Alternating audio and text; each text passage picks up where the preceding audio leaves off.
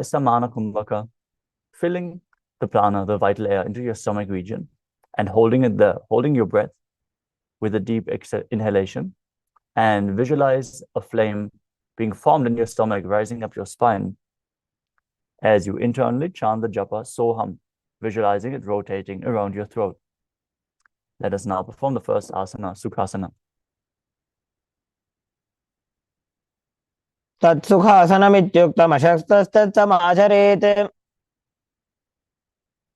It's nice to see Mao, Fengjing, Alex, Dutch, and Hugo Pavelek have joined us again today for the session. Nice to see you guys.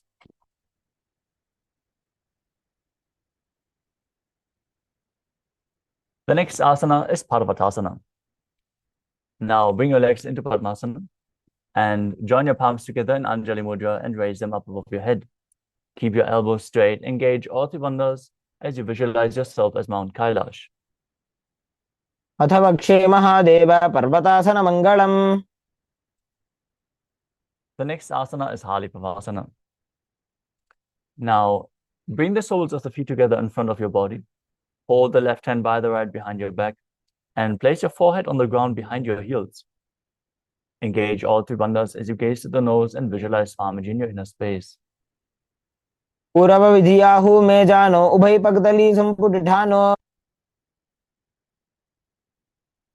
Next up is Nagi Pavasana.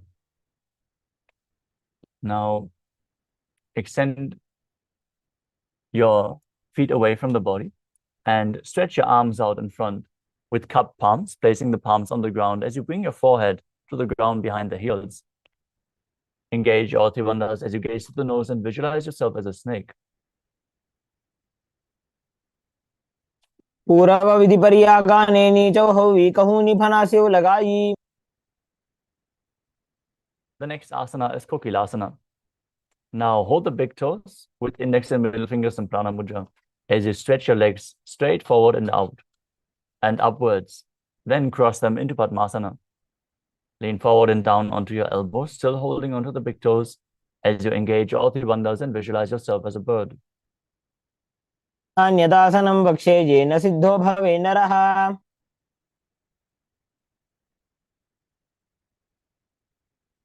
Next up is Nityasana. Now place one ankle on top of the opposite knee and hold on to the opposite elbows. Engage all three bandhas as you start rotating your arms in a circle. Gaze to the nose, visualize Swamiji, and after some time change the direction of the movement. थोड़ा बामा पादगी आशमा हिली सोजे दथ चरण को बार लोता परिगुल फसमोज.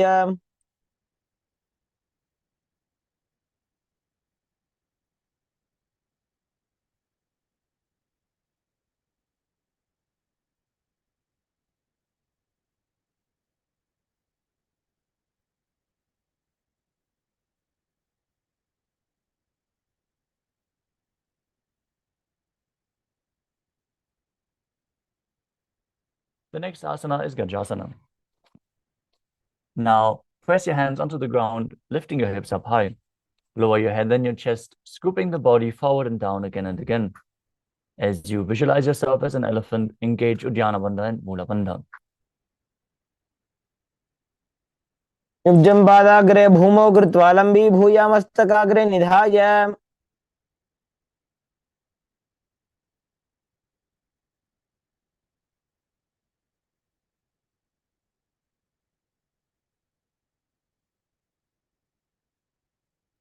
The next asana is Rikshasana. From the same position, alternate pressing the heel of one foot into the ground while lifting the other heel up. Repeat this again and again as you visualize yourself as a bear and keep engaging Uddiyana Bandha and Mula Bandha. एकैकं पादमाकुञ्च गजासनं कुर्यात् वृक्षासनं भवति.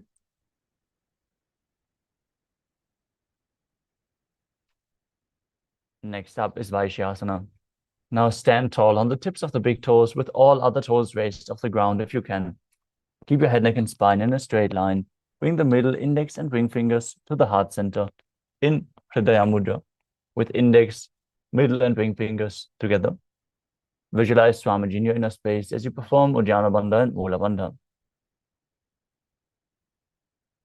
केशेन पादयुगलं बद्ध्वा तिष्ठेत अधोमुखः। Next up is the Urdhva Now stand in Adimandi posture with your heels touching, toes pointing outwards, and the knees bent. Keep both hands at the chest with the elbows parallel to the ground. As you twist one knee upwards to the center of the body, follow along with the respective hand in a circular way as you repeat the movement on both sides.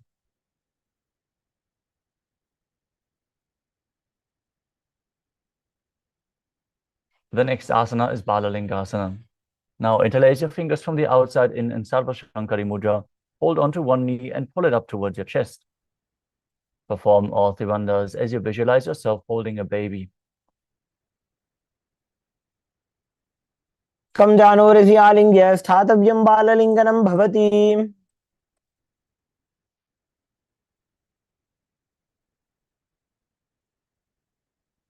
The next asana is Padapidanasana. Now take one foot and pull it behind towards your buttocks, holding it with both hands.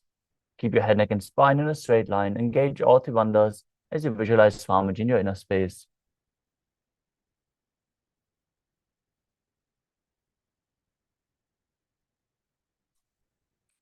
स्थित्वैकस्मिन् पादतले कराभ्यां वेष्टयेत्तनुम्।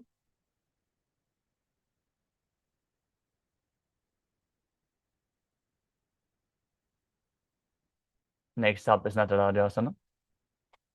With a respective hand holding onto the sole of one foot from the inside, extend the opposite hand forward with index and thumb together in Bindu Mudra as you simultaneously kick and pull the foot back and up while leaning forward.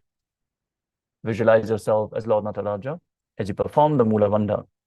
If you need, you can focus on a Drishti point, an external point for balance.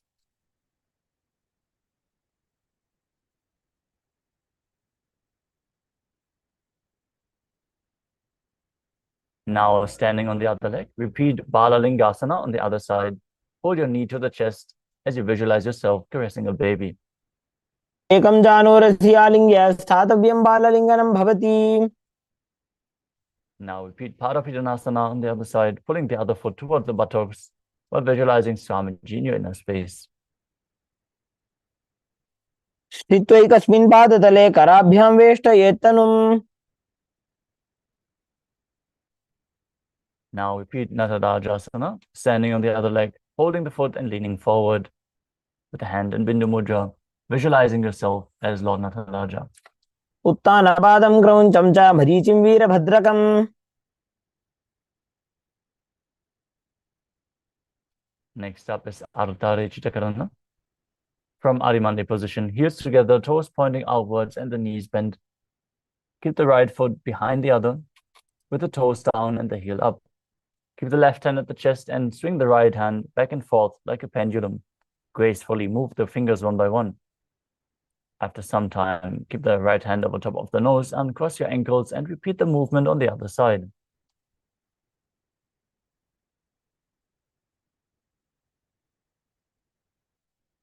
We move on to the skeleton dance. Now, visualize yourself as a skeleton as you shake your body intensely. Hold the visualization of your bone structure as you dance wildly.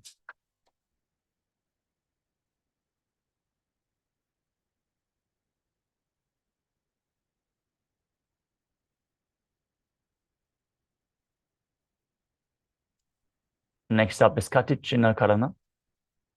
From Arimandi, heels together, toes pointing outwards and the knees bent. Bring your hands above your head and cross them with the palms facing backwards. Now move your hips to one side, simultaneously open up your arms above your head, return to the center, and repeat the movement on both sides.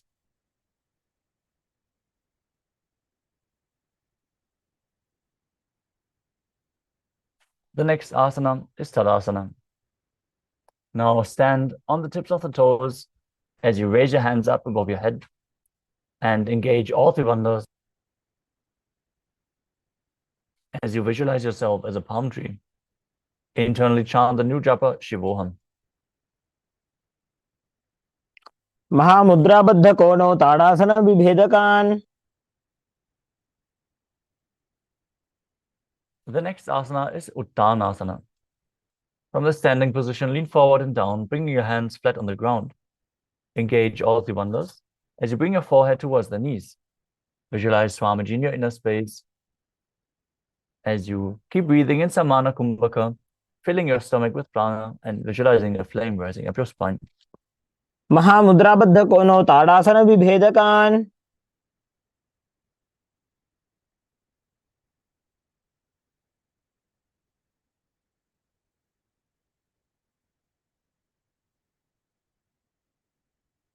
The next asana is Tadakshvasana. Now keep your hands flat on the ground, shoulder width apart. Step your feet back, keeping the toes on the ground. As you engage the perineal region, tuck your chin to the chest and start rotating your head from side to side. Visualize Swamiji in your inner space. गजासनवस्थित्वा मस्तकं वारं वारं दक्षिणकुक्षिं सव्यकुक्षिं नजेत् तरक्श्वासनं भवति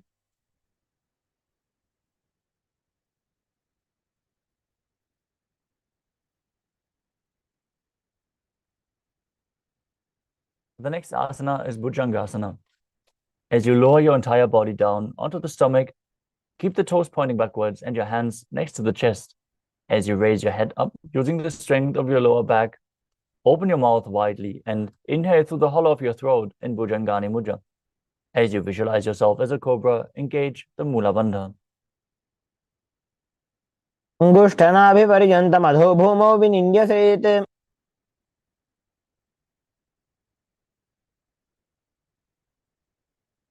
The next asana is Shashasana. From the tall plank position,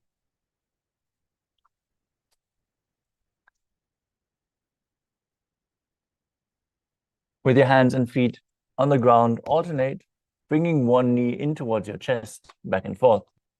Visualize Swamiji in your inner space as you breathe calmly through your nose in Sahadra Kumbhaka and engage the Mula Bandha. गजासनसंस्थितौ जानुद्वयमागुञ्च्य वारं वारं कर्तव्यं शशासनं भवति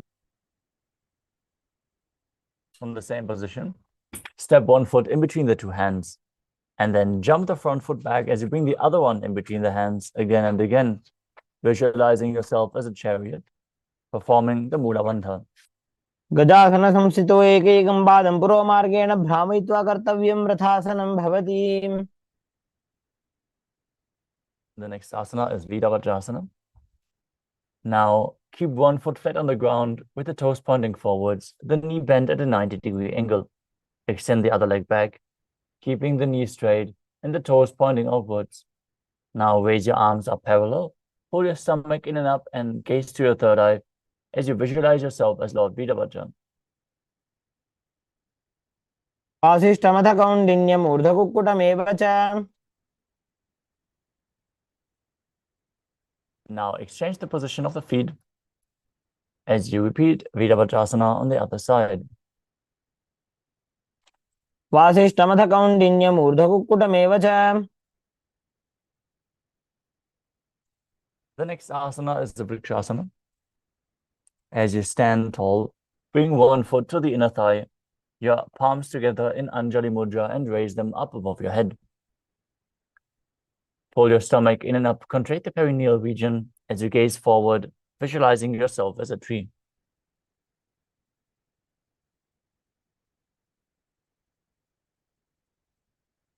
वामोरुमूलदेशे च याम्यं पादं निधायतु Next up is Garudasana. Now stand tall and place one foot at the opposite hip. Bring your palms together in front of the heart center in Namaskara Mudra as you keep the standing leg straight as a rod. Visualize yourself as Lord Garuda as you perform the Mula Bandha. गरुडासनमापक्षे येन ध्यानं शिरं भवेत्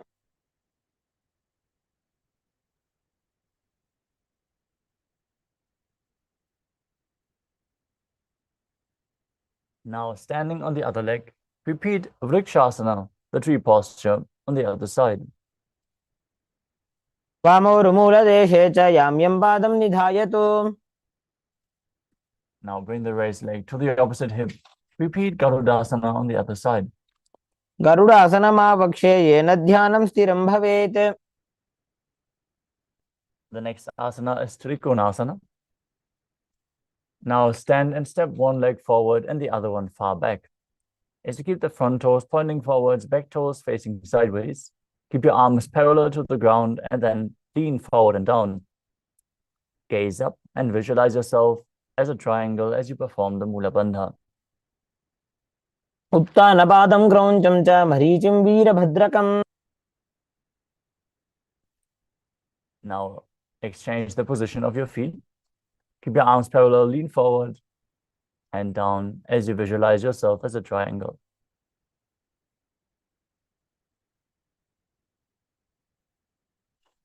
उत्तानपादं क्रौञ्चं च मरीचिं वीरभद्रकम्.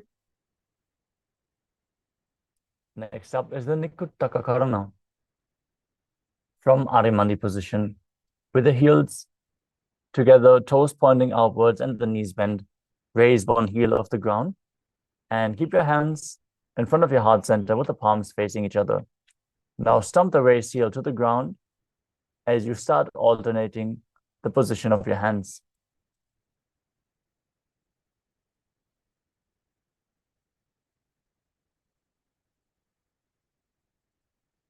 Next up is Angushtasana.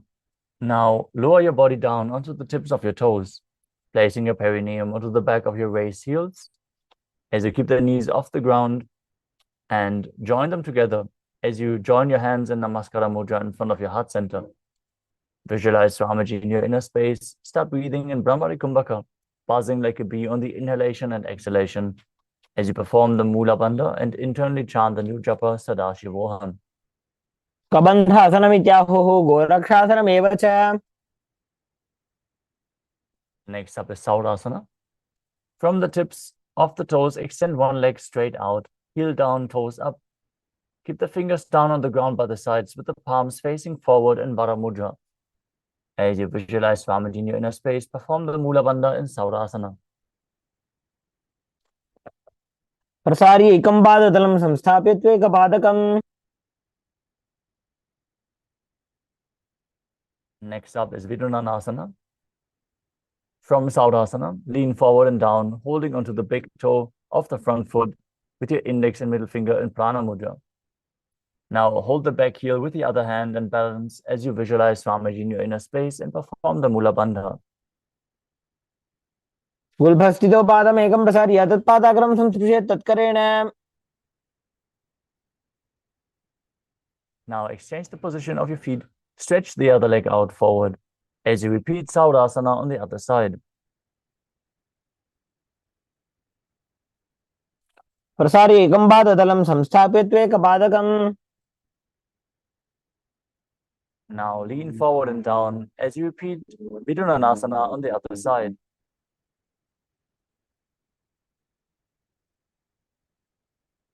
गुल्भस्थितो पादमेकं प्रसार्य तत्पादाग्रं संस्पृशेत् तत्करेण. The next asana is Brahma Kushasana. As you keep the toes on the ground, place your perineum on the top of the heels. Keep a gap between your legs and place the back of your hands resting on the knees.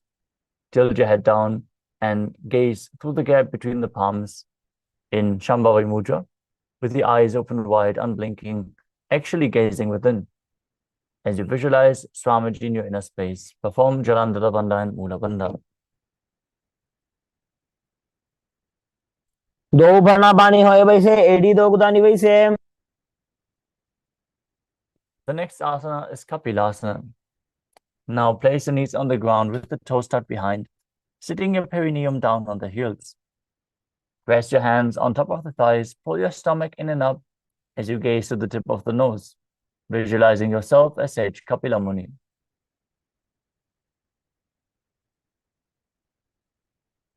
उभय पगदली समटहरावे तिनकी माहिली को और मिलावे. Next up is Patala Gorakasana. Maintaining the same sitting posture, shift your gaze to the third eye, visualize Swamiji in your inner space and perform the Mula Bandha. दो पगदली संपुट करे कोरवारली भूपर इधरे. The next asana is Suryasana. Now sit with the toes tucked, perineum placed on top of the raised heels, and lift your knees off the ground. Bring your thumbs and little fingers together and open up your palms, resembling a lotus flower in Padma Mudra. Visualize Lord Surya in your inner space as you perform Uddiyana Bandha and Mula Bandha. एडी दो गुदा दरियाने भना पानी बैठक पुनिठाने The next asana is Mandukasana.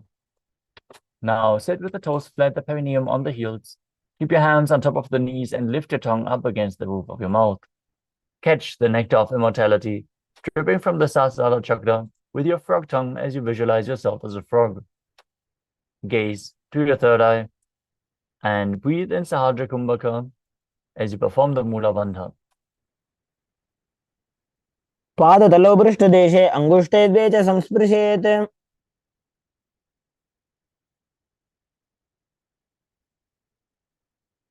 The next asana is Uttana Mandukasana. From the same position, bring your hands behind your back and hold on to the opposite shoulders. Gaze to your third eye. Keep visualizing yourself as a frog. Keep your tongue up against the palate of your mouth in Manduki Mudra as you perform Uddiyana Bandha and Mula Bandha. मंडूकासन मध्यस्थं कुर्पराभ्यां धृतं शिरः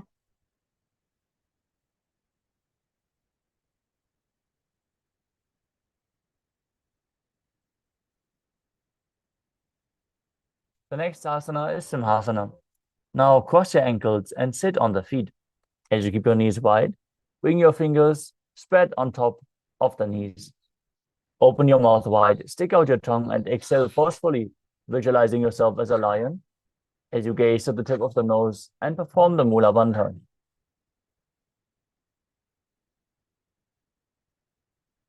दक्षिणं सभ्यगुल्फेन दक्षिणेन तथेतरम्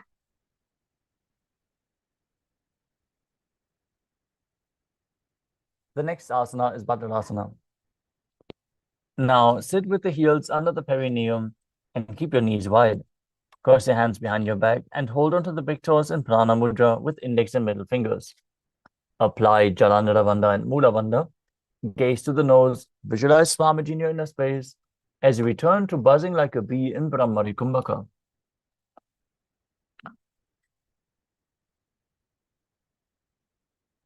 गुल्भौ च वृषणस्याधो व्युत्क्रमेण समाहितः Next up is Kaka Bhushandi Asana. Now squat and keep the feet flat on the ground and the knees open wide. Bring your arms in and around the back as you interlace your fingers behind your back. Gaze to the nose. Visualize yourself as a crow and perform the Mula Bandha. प्रथमे वैसकोकठाने दोवो हाथ पगमी च आने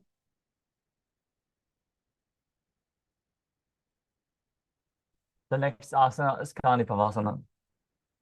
Now place your palms on the floor, shoulder width apart. Bring your knees onto the back of your arms towards your armpits. Lean your chin forward and down as you gaze ahead, visualizing Swamiji in your inner space. आसन को गुण आशी दुषिता होई तो आछी होई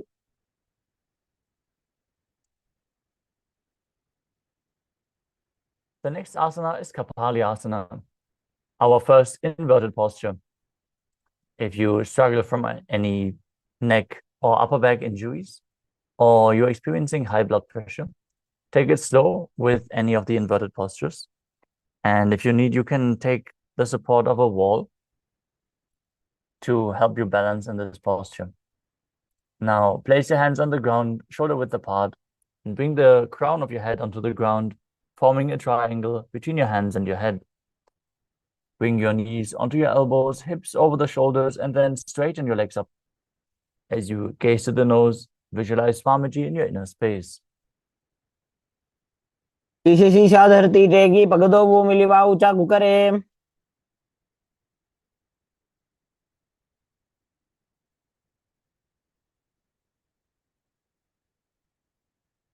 The next asana is Parshva Mayurasana. Now squat on the toes with the legs together and twist your body as you place both hands to one side.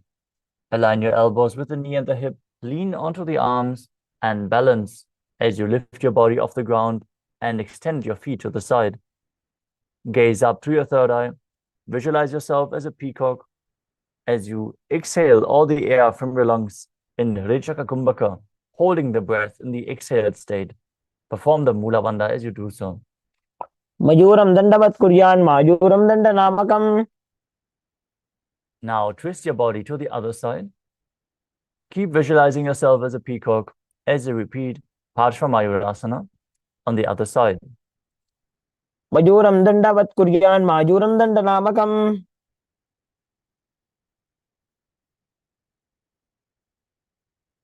The next asana is Bhairaganathasana. Now place your hands flat on the ground and step your feet back into a plank position. Then bring one foot outside of the shoulder and in between the hands.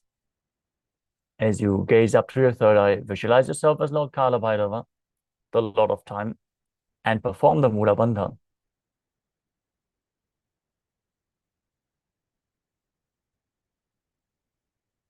आसन को गुण पीती जाई.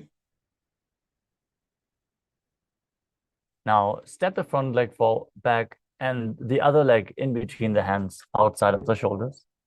As you visualize yourself as Lord Kala Bhairava, repeat Bhairaganathasana on the other side.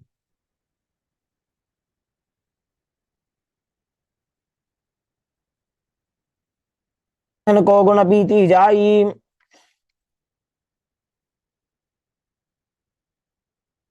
The next asana is Unmukha Pitasana.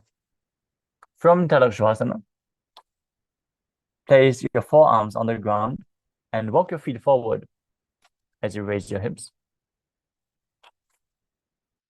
Now gaze towards the third eye. Visualize Swamiji in your inner space and perform the Mula Bandha. भून्यस्थौ जानुनि हस्तौ चतुष्पदम बांगमुखम.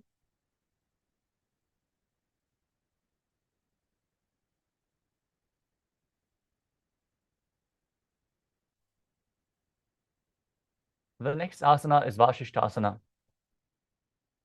From Tadakshvasana, rotate your body and raise one arm off the ground straight up towards the sky. Keep your body straight as you gaze up along the hand and visualize yourself as Sage Vashishta.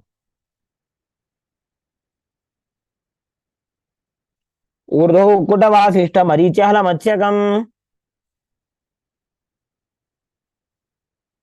Now twist your body to the other side. Raise the hand. Repeat Vashishthasana on the other side. ऊर्ध्वौ कुटवासिष्ठ मरीच्यहल मत्स्यकम. Now come to a seated posture with the legs extended out in front. As you place your hands underneath the buttocks with the palms facing up. Gaze towards your nose. Visualize yourself as Lord Hanuman. Perform Jalandhara Bandha, the throat lock, and Mula Bandha, the root lock, as you start chanting the new japa, Paramashivoham, internally. दो करके उभय हथेली core बारली मैले भेली.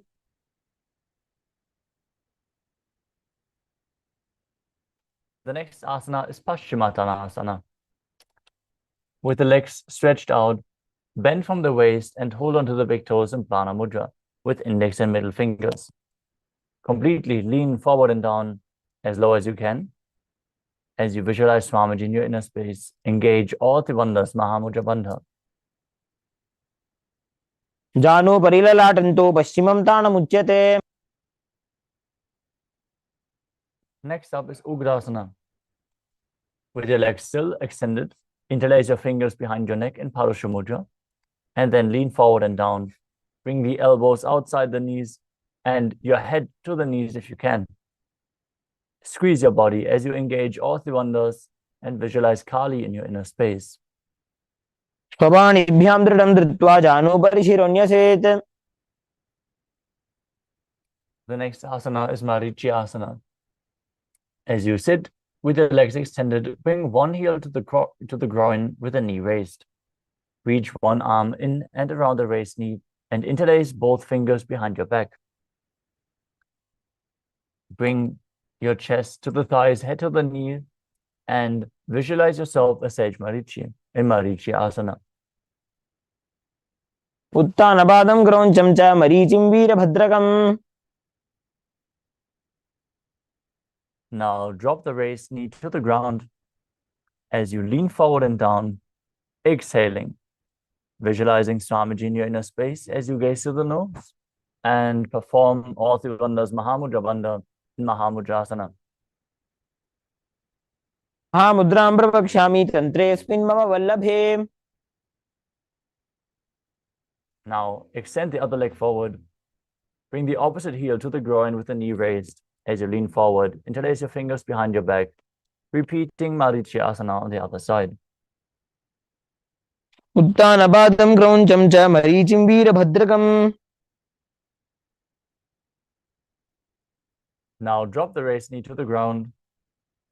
Lean forward and down, holding onto the front foot, engaging all three bandhas in Mahamudrasana on the other side.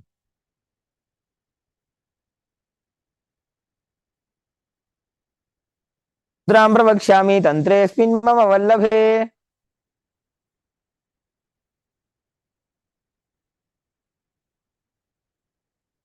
The next asana is Bhadrasana 2. Now sit and bring the soles of the feet together with the heels close to your perineum. Keep your knees open wide, hold the feet firmly with both hands as you maintain a straight spine. Gaze to your third eye and visualize Swamiji in your inner space. गुल्भौ दुवृषणस्यादः सीवन्त्याः पार्श्वयोः क्षिपेत्. Next up is Kvalipavasana. From Bhadrasana, extend your feet away from the body. Keep the toes together, heels apart, knees open wide. Place your hands on the respective knees as you tuck your chin to the chest. Gaze to your nose. Visualize Swamiji in your inner space, performing Jalandhara Bandha and Mula Bandha. पूरब चरबड़ चौक कख्यो सोजी वाही विधि जोगी जय sooji. The next asana is Joni Asana. Now sit and keep the soles of the feet together as you keep your heels close to the perineum. Visualize the Yoni Mandala, which is projected on the screen. The visual representation of Devi Paramashiva Shakti herself. As you hold onto the soles of your feet, lean forward and down, and bring your forehead to the feet. As you gaze to the nose, perform the Mula Bandha. दोवु पगदली संपुट ठाने उभय हस्तकरी उरद हिताने.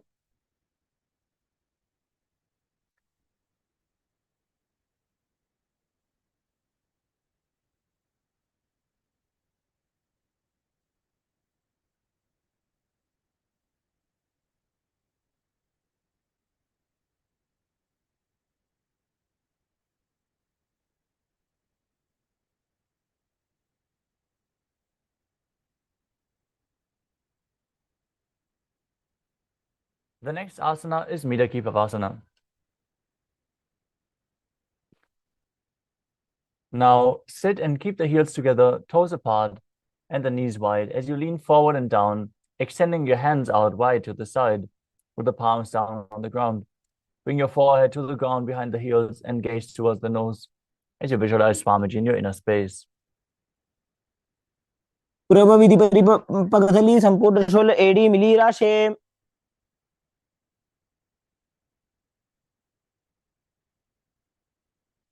The next asana is Siddha Samadhi Asana. As you sit and keep the toes together, heels apart, bring your arms below the shins and extend them out with the palms facing up. Bring your forehead to the ground in front of the feet as you bring your toes to your throat if you can. Gaze to the nose as you visualize Lord Surya in your inner space and perform the Mula Bandha. दोवु पगदली संपुट करे शोले मेढ़ आगा में धरे.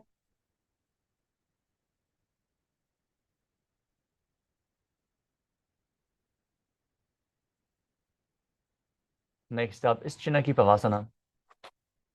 As you sit and keep the heels together, toes apart, hold the feet and open them up, bringing the soles towards the sky. Place the back of your hands onto the ground and push your thighs down with your elbows As you gaze towards the nose, visualize Swamiji in your inner space.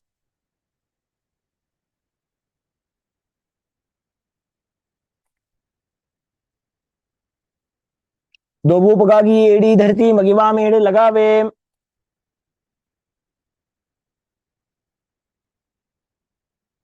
The next asana is Chadapata Chukasana. As you sit, place your hands on top of the knees and gently press them down towards the ground. Gaze towards your third eye. Visualize Swamiji in your inner space. Exhale deeply and hold your breath in Rajaka Kumbhaka as you perform Uddiyana Bandha and Mula Bandha and internally chant Mahasada-shivoham. दोबूपकतली संपुटधारे आगाने करजारे पसारे।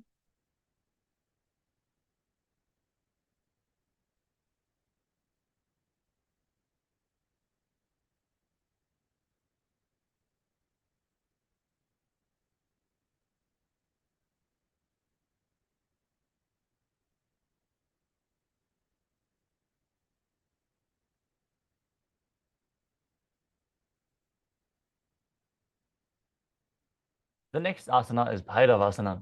Now sit and bring the soles of the feet together with the knees open wide. Now lift the heels up and bring the toes down onto the ground. As you keep the knees on the ground, hold your stomach in and up, contract the perineal region, and place your hands on the knees in Bindu Mudra with index and thumb together. Gaze to your third eye and visualize yourself as Lord Kala Bhairava in this intense stretch in Bhairavasana.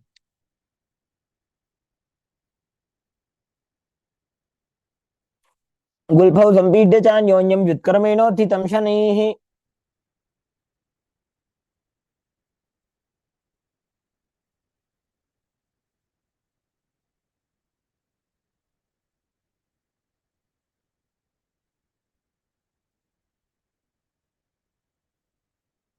The next asana is Samanasana. As you sit with one heel at the perineum, lift and hold the other foot, pulling the sole of the foot to your chest. Gaze to your third eye. Perform the Mula Bandha as you visualize Swamiji in your inner space.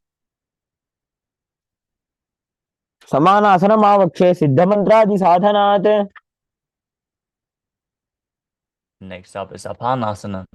Now sit and place one leg on top of the respective shoulder as you raise the other leg straight up and forward.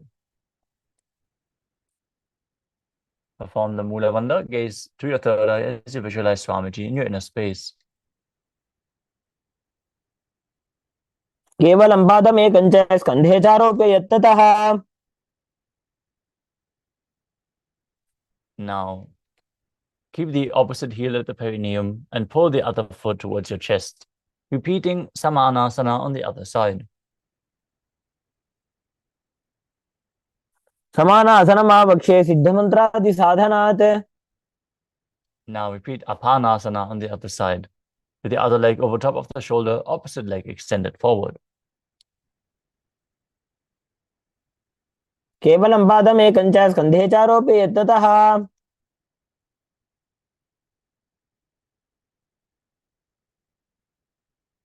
The next asana is Gomukhasana. Now stack your knees in front of the body and bring the heels outside of the hips. Interlace your fingers in Parusha Mudra and place them on top of the stacked knees. Gaze through your nose, visualize the face of a cow, which is represented in the name of the asana, Gomukha. As you start breathing in Sitkari Kumbhaka, as you press your tongue up against the palate of your mouth without touching the teeth, and hissing through the teeth while inhaling. Internally chant the new japa, Om Nithyanandoham.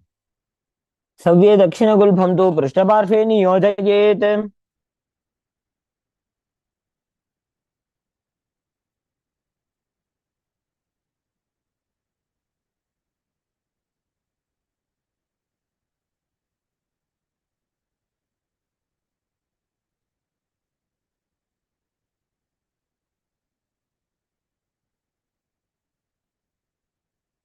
The next asana is Anasuyasana. From Gomukhasana position, hold onto the feet and gaze to the nose as you perform Uddiyana Bandha and Mula Bandha. Visualize yourself as Rishika Anasuya in Anasuyasana. घोड़ों नीचे उठाने भावों के ऊपर आने.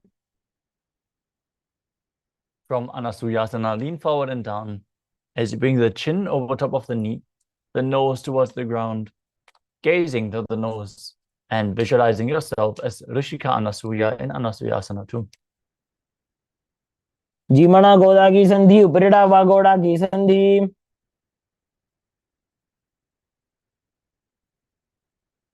The next asana is Garudasana too. Now sit on the ground with one foot flat, the heel of the foot pressed against the perineum. Place the other foot down in front of the opposite foot, with the knee raised, hands on the respective knees. Gaze to the nose, visualize yourself as Lord Garuda as you perform the Mula Bandha.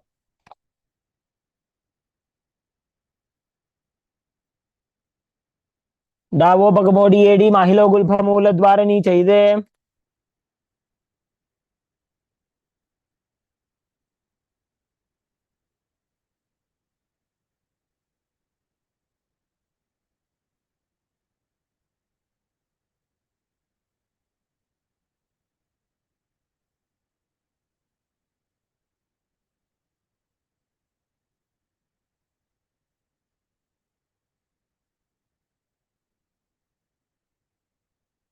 From Garudasana 2, raise your perineum on top of the heel of the foot which is flat. Step the heel of the other foot onto the sole of that foot and interlace your fingers behind your neck, twisting your elbows outside of the raised knee. Gaze to your third eye. Visualize yourself as Sage Narada in Naradasana. पिष्टिज वाम पगदली गेरी भूपरिता ही लगावे फेरी.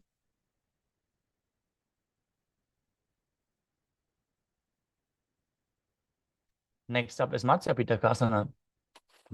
Now place one foot on top of the opposite thigh. Wrap the respective arm around the knee, holding onto the opposite shin. Hold onto the big toe of that foot with the other hand in Prana Mudra as you gaze to the nose and visualize Matsya, the fish avatar of Vishnu. वामेन वामाङ्गुष्ठन्तो घृतं मत्स्यपीठकम्.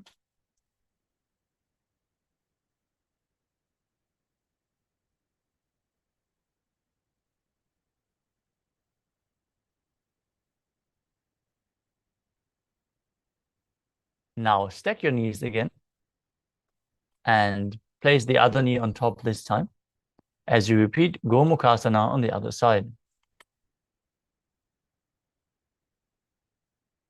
वे दक्षिणगुल्फं तु पृष्ठपार्श्वे नियोजयेत्. From Gomukhasana, hold onto the feet, visualize yourself as Rishika Anasuya, repeating Anasuyasana on the other side. दक्षिण घोड़ों नीचे उठाने भावों के ऊपर आने. Now interlace your fingers behind your back, lean forward and down, bring your nose to the ground, repeating Anasuyasana 2 on the other side. जीमणा गोदा की संधि उपरिड़ा व गोड़ा की संधि.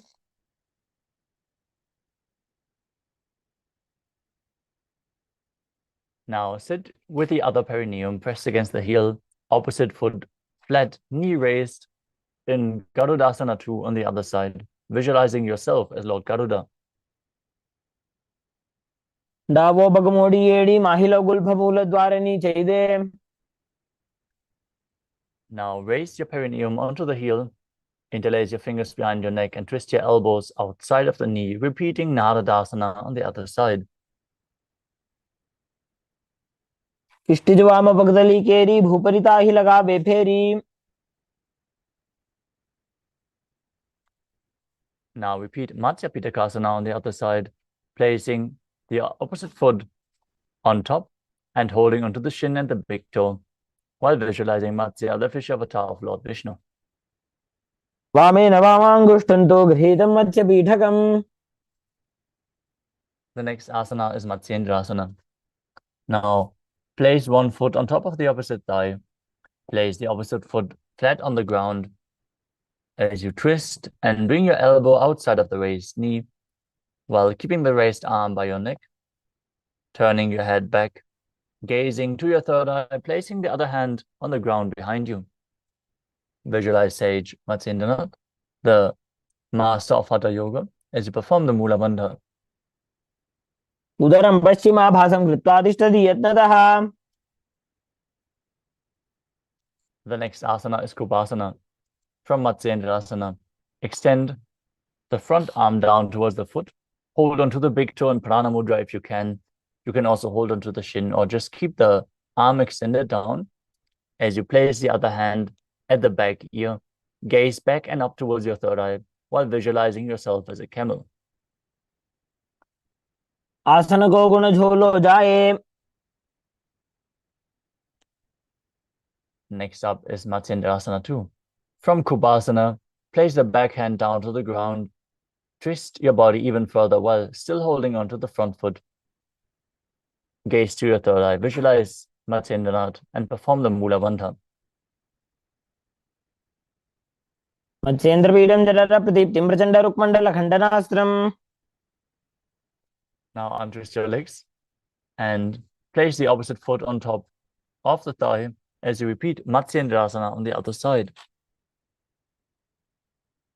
उदरं पश्चिमाभासं कृत्वा तिष्ठति यत्नतः. Extend the front arm down to the foot. Hold onto the back ear. Visualize yourself as a camel. And don't forget to breathe in Sitkari Kumbhaka, hissing through your teeth without the tongue touching them from behind. Repeating Kubasana on the other side. आसन को गुण झोलो जाए. Now drop the back hand down to the ground behind you. Twist your body even further while visualizing Sage Matsyendranath in Matsyendrasana 2. केन्द्रपीडं जठरप्रदीप्तिं प्रचण्डरुक्मण्डलखण्डनास्त्रम्. The next asana is Padmasana. Now place your feet, both feet on top of the opposite hips, the opposite thighs, as you place your hands on top of the knees, flat. Gaze to the tip of the nose. Visualize yourself as Lord Shiva. Start breathing in Sitali Kumbhaka, pressing your tongue against the back of the teeth while hissing through the teeth while inhaling.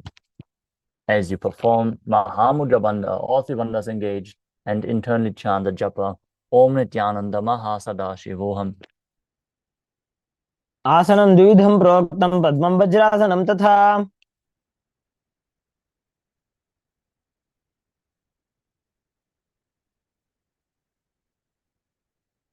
The next asana is Padmasana 2. Now cross your hands in front of your body and hold on to the big toes while still sitting in Padmasana. Gaze to the nose, visualize yourself as Goddess Parvati, the consort of Lord Shiva, as you perform the Mula Bandha and still breathe in Sitali Kumbhaka.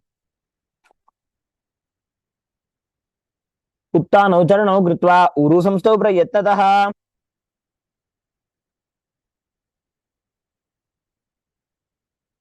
From Padmasana, now place your hands in between the thighs and knees and place your hands flat on the ground, pushing your body off the mat, balancing on your hands while visualizing yourself as a rooster in Kukutasana.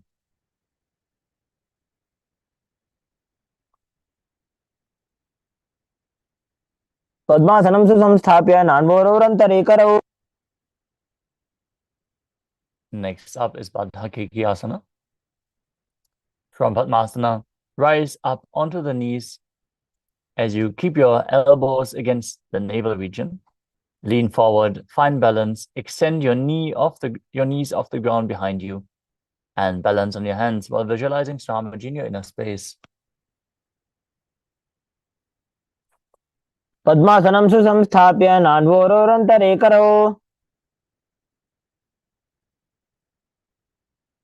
The next asana is Mayurasana.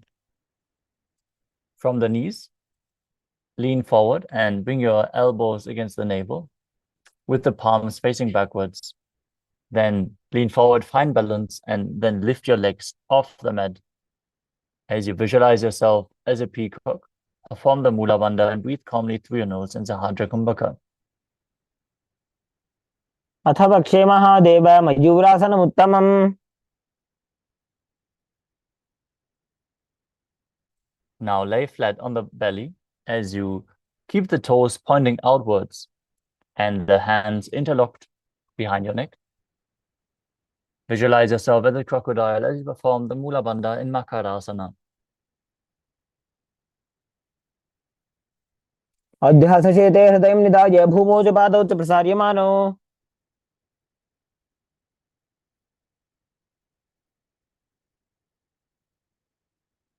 The next asana is Shalabhasana. As you lay on your stomach, place your hands on the ground beside your chest. Raise your legs up all the way to the thighs and visualize yourself as a locust. Perform the Mula Bandha. अध्यासचेते करयुग्मवक्षो भूमिमष्टभ्यकरयोस्तलाभ्याम् The next asana is Ushtrasana. As you lay on your stomach, hold onto the feet and pull the feet outside of the hip down towards the ground as low as possible. Visualize yourself as a camel as you perform the Mula Bandha.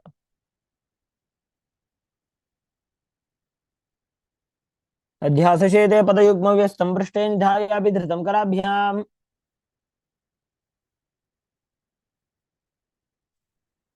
Next up is Dhanurasana. From Ushtrasana, tighten the grip on your feet and kick your legs back and up while lifting your chest off the ground. Visualize yourself as Lord Shiva's bow, Pinaka, as you gaze to your third eye and perform the Mula Bandha.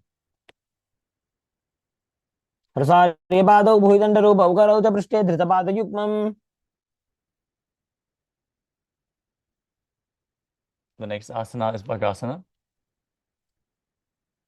Now, sit in a kneeling posture with the feet flat behind you, sitting in between the heels outside of the hip, toes touching behind you. As you gaze to your third eye, visualize Swamiji in your inner space. Breathe calmly into Sahajra Kumbhaka and internally chant the new japa, Om Nithyananda Paramashivoham. उल्टा मोड़ी पाओ दो पैसे बहुरो जुगति करे एक ऐसे We are setting up for another inverted posture. Now, from the knees, place your forearms on the ground with the elbows shoulder width apart, fingers interlocked. As you place the crown of your head onto the ground, hold your head with your hands and raise your hips, walking the feet forward until your hips align with your shoulders, and then lift your legs off the ground. Pull your knees in towards your chest, as close to touching your chin with the knees. Squeeze your body. As you gaze to the nose, visualize Swamiji in your inner space and perform the Mula Bandha in Gohi Asana. दो हाथ की कहुनी जोई पुनिह कलाई जाने दोई From Gohi Asana, extend your legs straight up into Shirshasana. Gaze to the nose, visualize Swamiji in your inner space. Use the wall for support if needed. And perform the Mula Bandha as you do so. विपरीतं मण्डलं च द्विधैव विदितं हिनः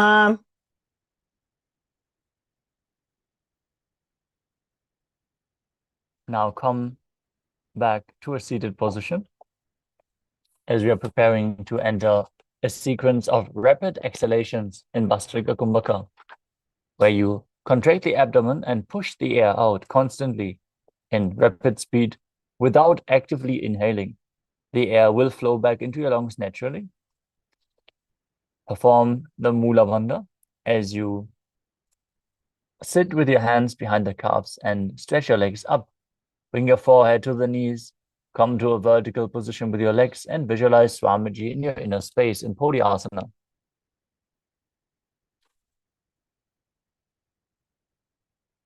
दो हाथ पग बाहर आने घोड़ा तरे काकसी ठाने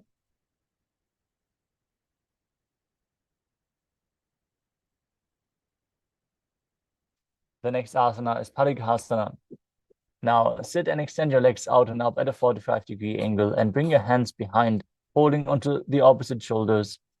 Gazing to the third eye, visualizing yourself as a mace as you still breathe in Bastika Kumbhaka. उत्तानं शयनं कृत्वा पादौ मिलित्वा प्रसार्य Next up is Naukasana. Now extend your arms forward and lift your legs up again, keeping the back straight, toes pointing up. Gaze to the third eye and visualize yourself as a boat as you breathe rapidly in Vastika Kumbhaka.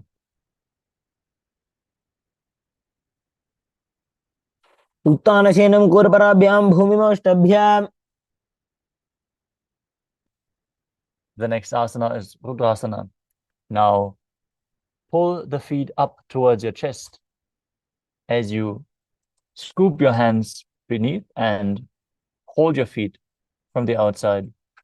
Keep your spine upright, gaze to the nose, visualize yourself as Lord Rudra as you perform the Mudra Bandha, still breathing in Vastika Kumbhaka. पगतली संपूर्ण करि हाथस्योपग उच्चायी. Now breathe calmly as you lay down on your back with the feet flat, knees raised off the ground. Bring the tips of your fingers towards the heels, palms facing down. And raise your hips up, contracting the perineal region, tucking your chin to the chest and gazing to the nose, visualizing Swamiji as you breathe in Murcha Kumbhaka, where you keep the Jalandhara, the throat lock, engaged while exhaling, forcing the air out gently but firmly, creating a state of swing in the yogi.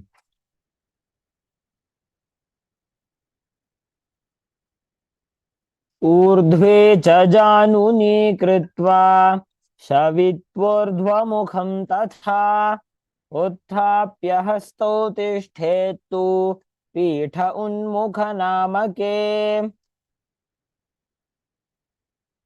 Now lay down flat on your back, the arms at the sides, palms facing up in Shavasana. Now contract the perineal region and pull the Kundalini Shakti up forcefully all the way to the Brahmarandra in Shakti Chalan Mudra. Relax. Visualize your body is dead and Swamiji, the Supreme Pontiff of Hinduism, is liberating you internally. Chant the Mahavakyam. Om Nithyananda Paramashivoham. उत्तानं शववद्भूमौ शयनं तु शवासनं शवासनं श्रान्तिहरं चित्तविश्रान्तिकारकम्.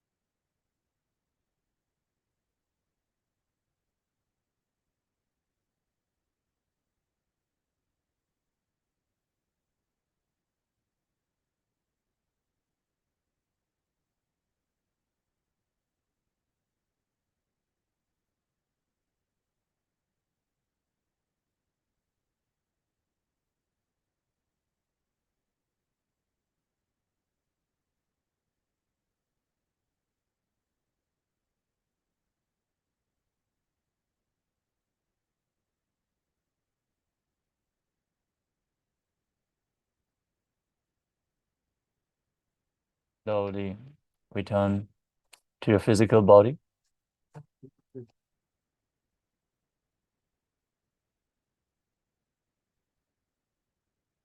Slowly start to wiggle your fingers and toes, your wrists and your ankles, your elbows and your knees.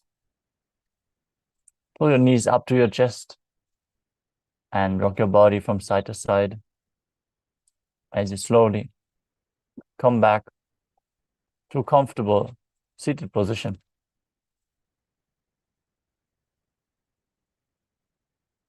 Congratulations for completing the first 108 asanas of the sequence, the Pratama Vinyasa Krama. We are now going to move on to the next part of the sequence. But before, we would like to request all the participants to please switch on your cameras and make sure your rooms are properly lit so we can also see you on camera. This is a security measure, so we request you to please follow along and be visible throughout the whole day. Now, we are going to move on to the next asana, which is Yathasana. Sit in a posture that brings ease to your physical and mental space. Any posture which is comfortable is fine. Just place your hands on top of the knees in Bindu Mudra with index and thumbs together. As you visualize Swamiji in your inner space, breathe in Samana Kumbhaka, visualizing a flame rising up your spine, performing the Mula Bandha and internally chanting the Mahavakya, Om Nithyananda Paramashivoham in Yathasana. पर्यङ्कं तत्समाख्यातं यथासंस्थं यथा स्थितिः. Next up is Samasana. Sit in a cross-legged position with the hands on the knees in Bindu Mudra. Take a deep breath and hold it. Then exhale deeply and again inhale deeply as you visualize Swamiji in your inner space.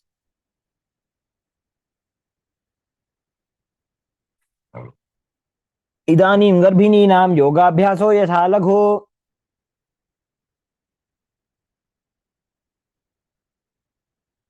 The next asana is Muktasana.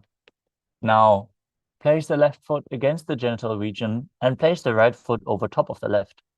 Keep your hands facing downwards on top of the knees as you gaze to the nose and visualize yourself as a sage liberated by the Supreme Pontiff of Hinduism. निपीड्यसीविनीं सूक्ष्मां दक्षिणेतरगुल्फतः.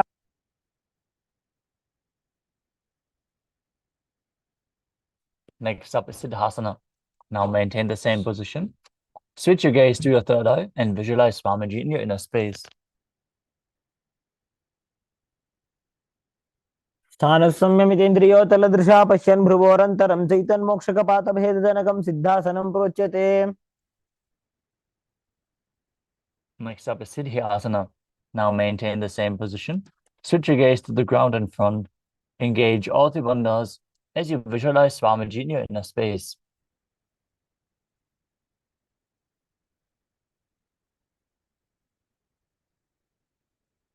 वामपादके जानो सीवनिमधितासकोठानो. Next up is Rudrasana 2. Now keep your legs in the same position. Rotate your hands back into Bindu Mudra on top of the knees and gaze to your third eye while visualizing yourself as Lord Rudra. परिदक्षिण राखे एक जुगति ऐसे विधि राखे. Next up is Santadunasana. Maintain the same position. Switch your gaze to the nose and embody tranquility and an unshakable nature. आसन की गुण मन की चन चलता मीटे.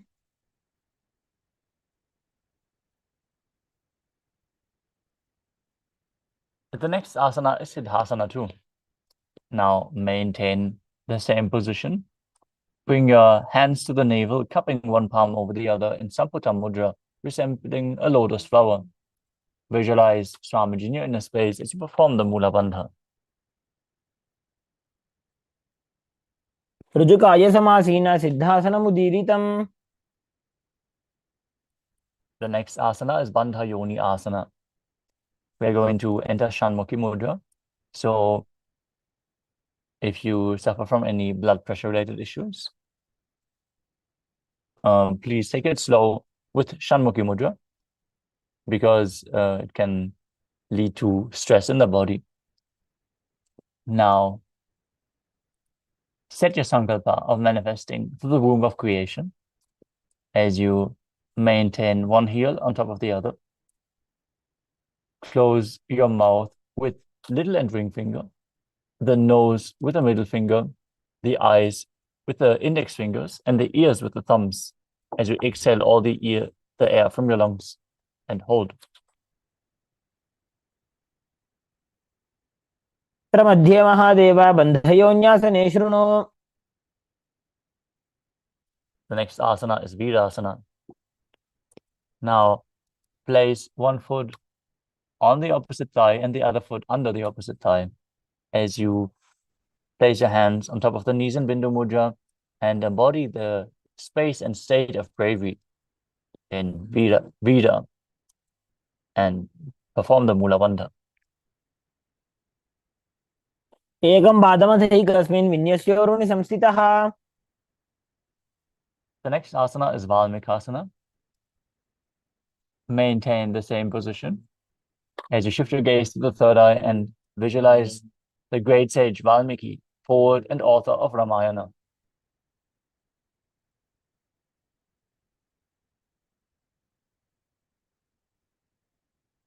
वपगगी बगदली पुनीड़ी है जो जय. Next up is Joni Mudrasana. Now, maintain the same position. Rotate your hands on top of the knees, keeping the palms flat on the knees. As you switch your gaze to the nose and visualize the Yoni Mandala, the visual representation of Devi Paramashiva Shakti herself. Perform the Mula Bandha as you internally chant Om Nithyananda Paramashivoham. वामपादगी बगदली जाहि माहिली कोरे. Next up is Yoni Asana. Keep your feet and hands in the same position. Shift your gaze to the third eye. Keep visualizing the Yoni Mandala. योन्यासनं पर्वतेन योगं योगफले नीलम्.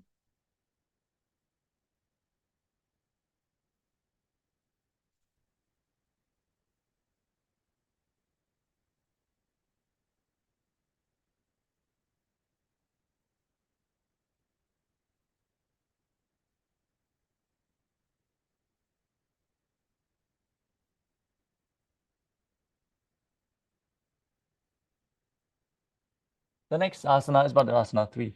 Now sit and bring the soles of the feet together, holding them with both hands.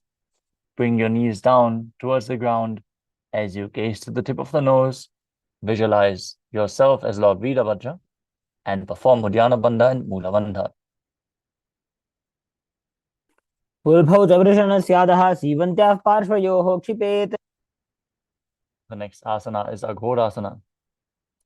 Now, keep the soles of the feet together, heels at the perineum. Press your tongue up against the roof of your mouth in Ketchari Mudra, pressing the tongue up even higher if you can, into the nasal tract. As you gaze to your third eye, cover your mouth with the right hand. Close the left nostril with the index finger and inhale through the right nostril. Close both nostrils, hold your breath. Then exhale through the left nostril and repeat on the other side in Abhyantara Kumbhaka. पूर्व कहो बिश्रिका जोजी वाही विधि जो की जे sooji.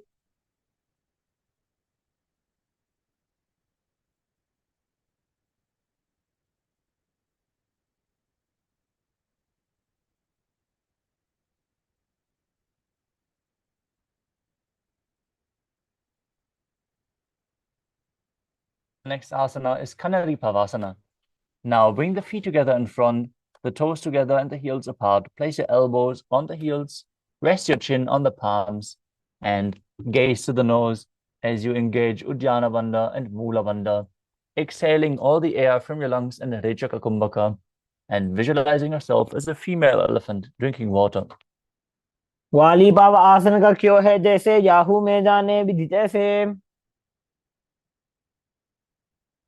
The next asana is Parasana. Now sit with your knees raised, arms between the thighs and calves. As you interlace your fingers in Parashu Mudra, lift your feet off the mat. Gaze to the nose, visualize Swamiji in your inner space. Keep breathing in Rechaka Kumbhaka, exhaling fully and holding the breath while exhaled. ततोर्ध्वम्रे च ये त्वाजुं मृदुनिश्वास संयुतम्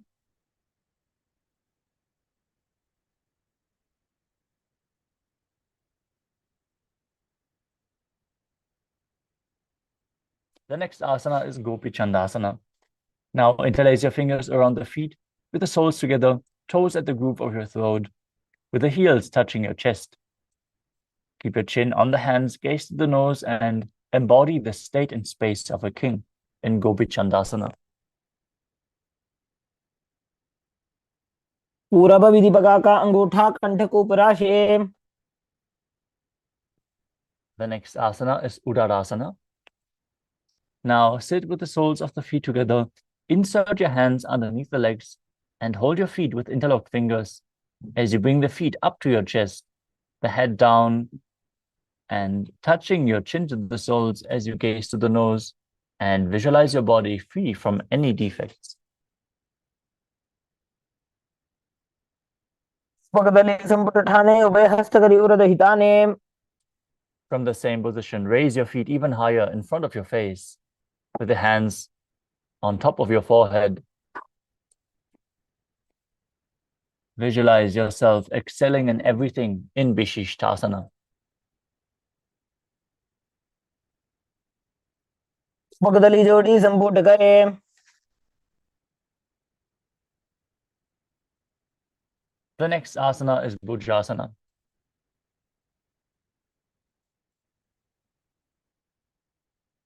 Now, from the seated position, lift both legs over top of the respective shoulders. Bring your arms underneath your legs and up, interlacing your fingers around the back of your neck. Balancing with your legs lifted off the ground as you visualize yourself as a cobra.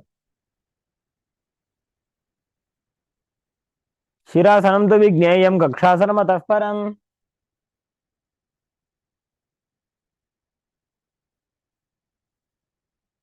The next asana is Kalyanasana. Now maintain a seated posture with your legs raised. Bring your elbows under the knees and wrap your arms around your back. Clasp your palms. Gaze to the nose as you visualize yourself as a beautiful, auspicious goddess. दो हाथ पगों नीचे आने तिनको गोड़ा नीचे ठाने. The next asana is Sankatasana. As you stack your knees, sitting on top of the left heel with the left foot flat underneath your body. Keep the right heel at the left hip, your hands on top of opposite knees. Keep your eyes open wide without focusing on any of the external objects, only on the objects within in Vaishnavi Mudra, as you visualize yourself as an elegant swan and start breathing in the Ujjayi Pranayama, making an ocean-like sound with your mouth as you perform the Mula Bandha. वामपादं चितेर्मूलं सन्न्यस्य धरणीतले. The next asana is the Dhenukasana. From Sankatasana, slide the left heel outside the hip and sit down on the ground. As you visualize a cow in your inner space, keep both hands on top of the thigh and engage Uddiyana Bandha and Mula Bandha. अनुषागी Nagar पंचडं वृषीलिन्दागल्यम्नि. The next asana is Machandrasana. As you place the right foot on the left thigh, place the left foot on the right knee.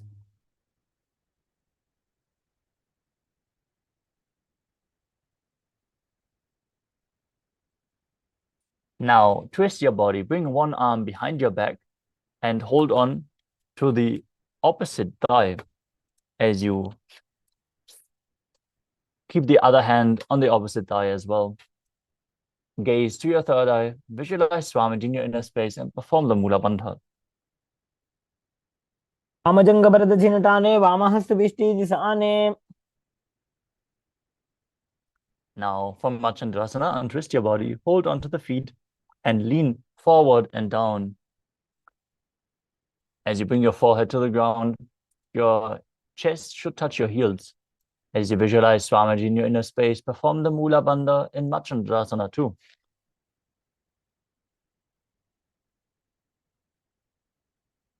प्रथम जी मनो चरण जजोजी वामजंग परिराखे सोई.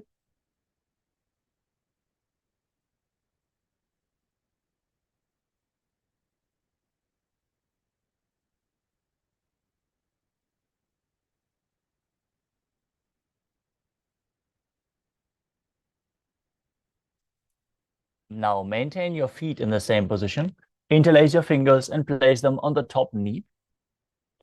As you engage all three bandhas, and visualize Swamiji, your guru, in your inner space in Guru Asana. उर्मूले इतरपादस्य कनिष्ठिका प्रदेश गुल्भं संस्थाप्य.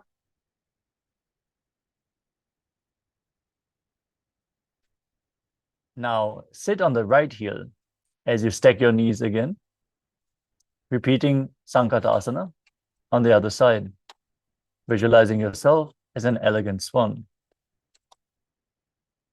वामपादं चितेर्मूलं संन्यस्य धरणीतले.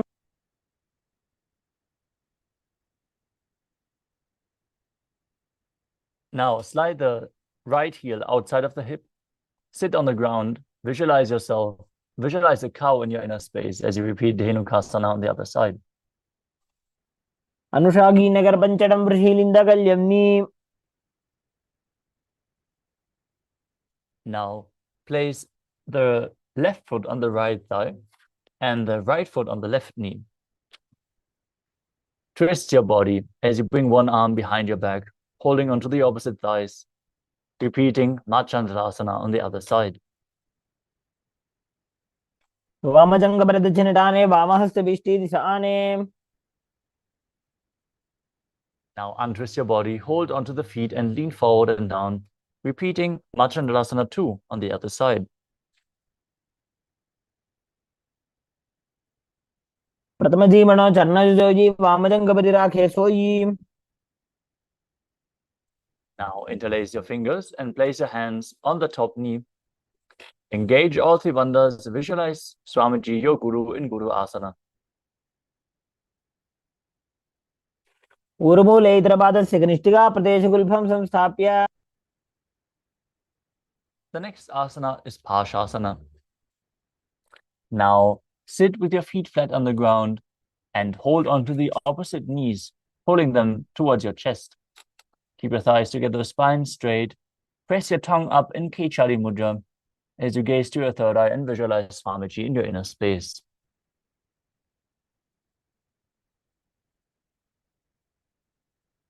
पादतले भूमो निधाय जानु निवृत्ति निधाय. Next up is Bodhashukasana. Now maintain the same position. Hold onto the opposite wrists and place your chin onto the knees. As you gaze to the nose, visualize being in an abode of bliss. दो बगदली भूपरिधरे कोरमाहिरी ऐसे करे.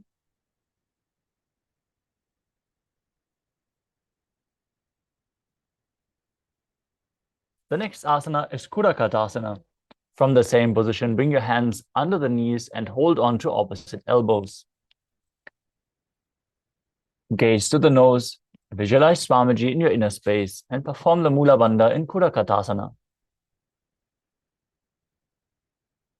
दो हाथ पग बाहर ल्यावे गोड़ा नीचे ले टहरावे.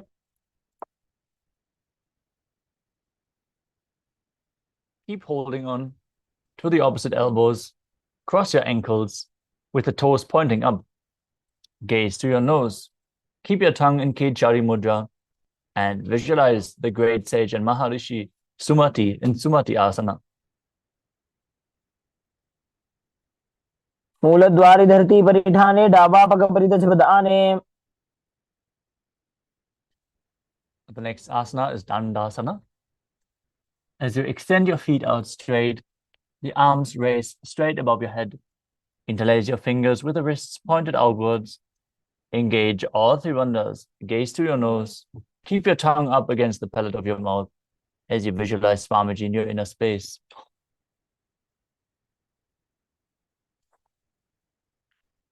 इदानीं गर्भिणीनां योगाभ्यासो यथा लघु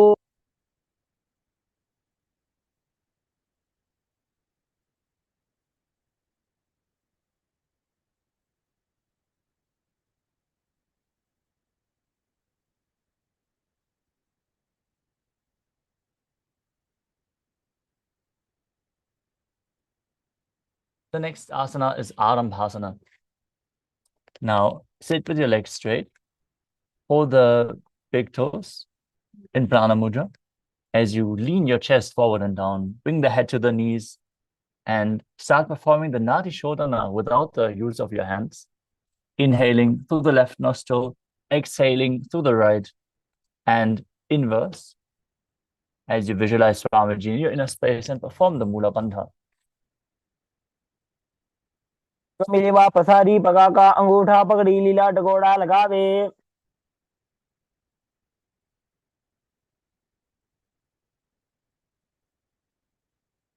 The next asana is Bidokasana. As you sit with the legs straight, extend your knees slightly up, and keep one hand distance between the heels. As you bring your shoulders down, wrap your hands in and around the legs, and hold the soles of the feet from the outside. Gaze to your third eye, while visualizing Swamiji in your inner space and performing the Mula Bandha.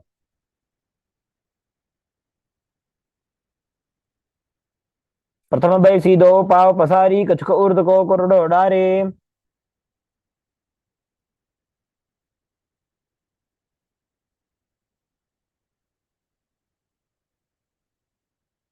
The next asana is Jalandhari Pavasana. As you extend both legs out with the heels together, place your chin onto the heels and insert your hands below the legs. Keep your elbows together on the ground. Place your palms facing upwards and gaze to your nose. As you visualize Swamiji in your inner space, perform the Ujjayi Pranayama, making an ocean-like sound with your mouth, and engage the Mula Bandha. दो एड़ी में लिखे दीजिए हाथ पसारी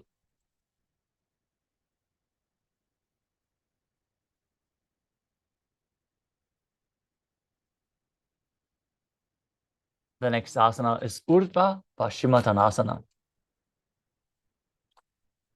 Now sit and extend both legs out. Lift one foot behind the neck and lean forward and down, holding onto the front foot as in Paschimottanasana. Visualize Swamiji in your inner space.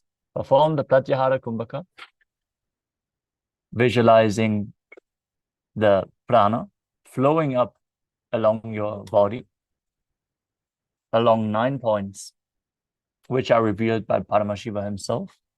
The 9 points are the soles of the feet, the regenerative organs, the navel, the heart, the throat, the uvula, the middle of the eyebrows, the forehead, and the Brahmarandra. Perform the Mula Bandha and internally chant the Mahavakya. If you cannot bring your leg behind your neck, you can pull it up towards your chest and lean forward instead. पश्चिमतानवत् संस्थितिं कृत्वा एकं पादं ग्रीवायां धृत्वा तिष्ठेत् Next up is Anantasana. With your leg still behind your neck, lean backwards and straighten your spine.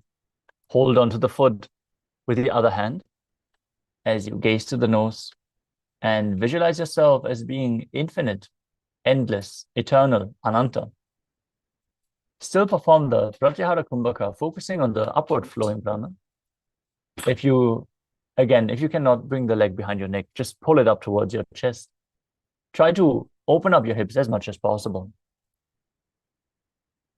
उत्तानशयनी एकैकं पायी ग्रीवायां विन्यस्य Next up is Ankushasana. From Anantasana, rest on the elbow of the hand holding the foot. Roll onto the side as you gaze to the nose and feel in complete control.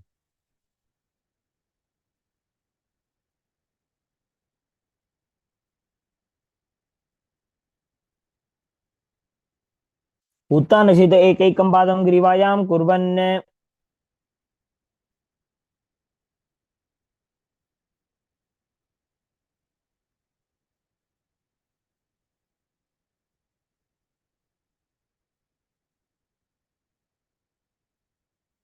The next asana is Drushasana. Now lie down on your back, bring your knees to the chest and circle the thighs and calves with your arms and roll to the left and right while visualizing Swamiji in your inner space. उत्थानसेनं जानुनि हृदयपष्टम्भ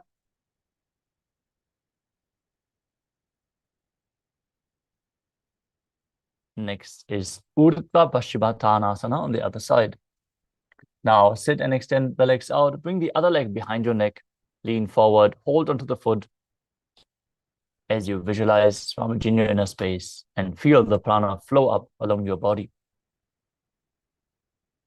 स्मतानवत् संस्थितिं कृत्वा एकपादं ग्रीवायां धृत्वा तिष्ठेत् Now lean back, hold onto the foot with the opposite hand, still behind your head in Anantasana.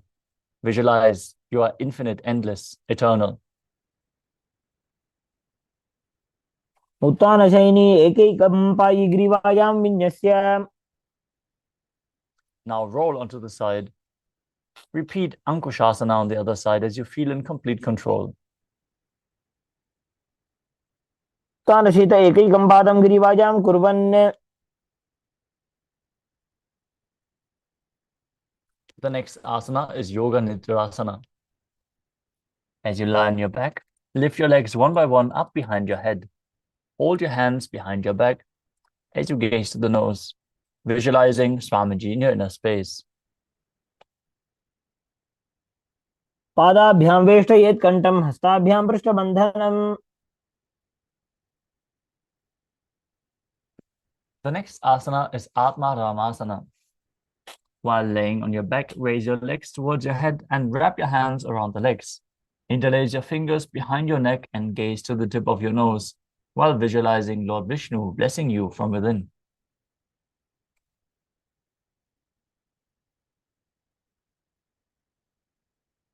Next up is Kochikasana. As you lay on your back, keep your knees to the chest and extend your arms sideways, gazing to the third eye while visualizing Swamiji in your inner space. Perform the Mula Bandha.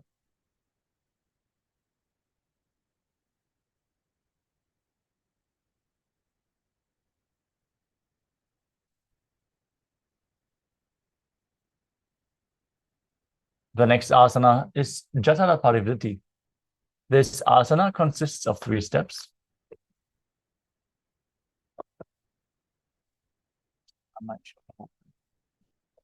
I might show the whole frame for this asana specifically. We are going to perform all the 3 steps and then repeat them on the other side. First, you will enter a neutral position where you lay on your back with the knees pulled towards your chest and the arms extended.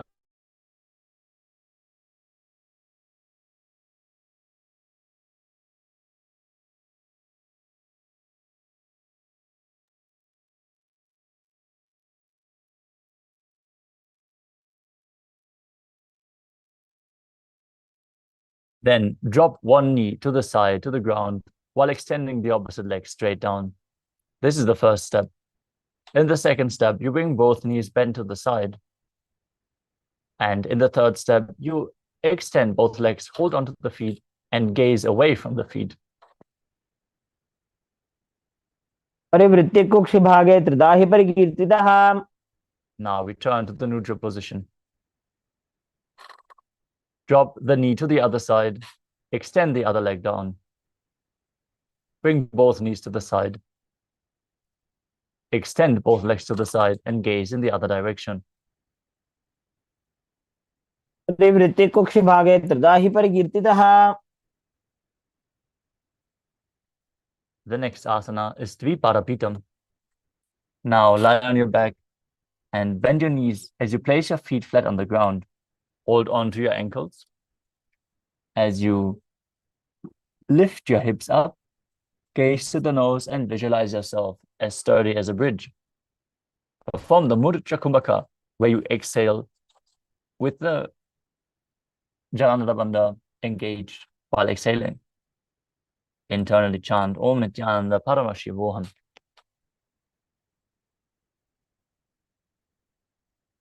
प्रतिक्रियायुतं द्वन्द्वपीठः सर्वबलप्रदम्.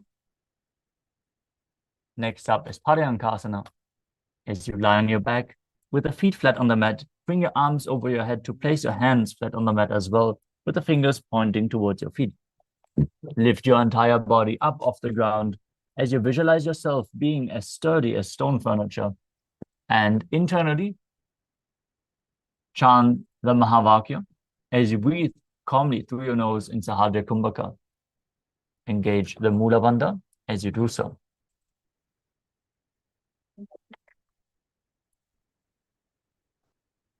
उत्तानसेनं हस्ततलाभ्यां भूमिं वष्टभ्य.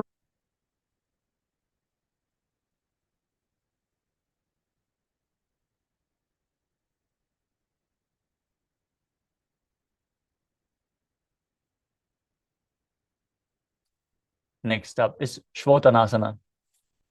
While you lay on your back, pull your knees to the chest and place your hands on your shoulders, moving your hips in a circular motion as you visualize yourself as a dog playfully rolling around on its back.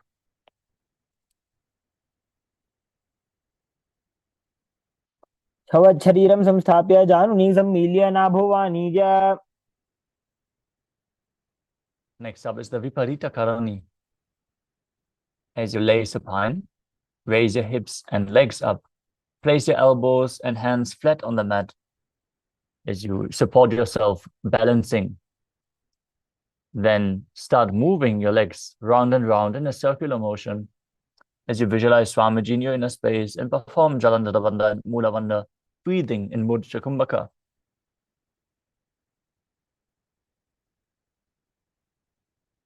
भूतले स्वशिरो दत्त्वा खेलये चरणद्वयम्.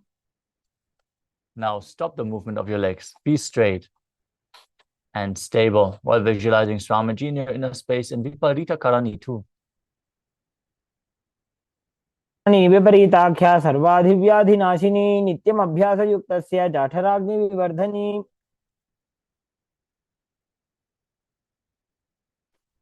The inverted postures strengthen your digestive fire. So if you have a weak digestion, you should perform more of the inverted postures. Next up is Langalasana. As you lay on your back, lift your hips and take your feet over your head with the toes on the floor. Keep your hands stretched on the ground behind your back, interlacing the fingers in Parashamudra. Rest on your neck and shoulders as you visualize yourself as a plow. ग्रीवाकण्ठेन भूमिं विष्टम्भ.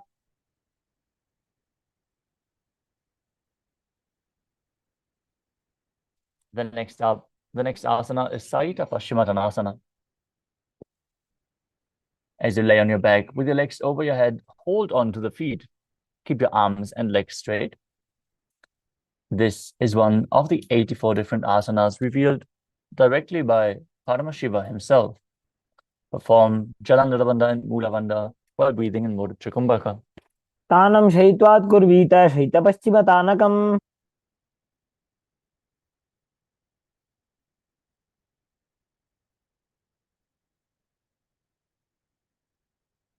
Next up is Supta Konasana. In the same position, bring your hips above the shoulder level and then spread your legs wide apart. Visualize Swamiji in your inner space and perform the Mula Bandha. वृत्तिकुक्षिभागे धृता हि परिकीर्तितः. Now bring your legs back together, hold onto your ankles, and roll onto your back as you visualize yourself as a chakra, a wheel in Chakrasana. शवासनस्थो द्वौ पादौ कुर्यान्मस्तकतः परौ. Now keep your legs pointing up straight and hold onto the big toes as you keep your arms straight as well. And then open your legs wide in Supta Prasarita Parangushtasana. visualizing Swamiji in your inner space and making an ocean-like sound with your mouth. उत्तानपादं क्रौञ्चं च मरीचिं वीरभद्रकम्. Now join your legs back together, keep your arms straight. Visualize Swamiji in Supta Padangushtasana. उत्तानपादं क्रौञ्चं च मरीचिं वीरभद्रकम्. The next asana is Matsyasana. From Supta Padangushtasana, bring your legs into Padmasana. Then lay flat on your back. Bring your arms over top of the head, holding onto opposite elbows. As you gaze to the nose and visualize Matsya, the fish avatar of Lord Vishnu. मुक्तपद्मासनं कृत्वा उत्तानशयनं चरेत्. Next up is Parasharamasana. From the same position, place the back side of the right hand onto the left palm. Gaze to the nose and visualize Lord Rama in your inner space as you perform the Mula Bandha.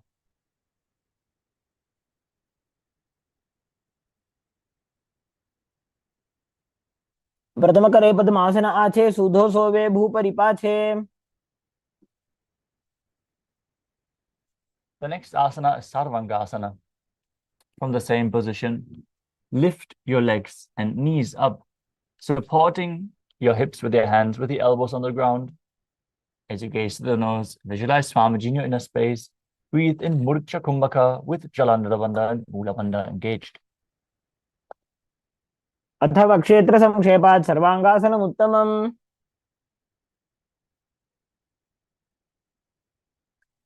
Next up is Vrishchikasana. As you lay on your back, place one foot on the opposite thigh and pull the knee of that leg up to your chest. Extend your arms straight up above your head and hook your fingers forward while visualizing yourself as a scorpion, gazing to your third eye and engaging Jalandhara Bandha and Mula Bandha. प्रथमशयनो सुधो शीशिके सन्धि सुदाखे. Now exchange the position of your legs and repeat Vrishchikasana on the other side. प्रथमशयन सुधो शीशिके सन्धि सुदाखे.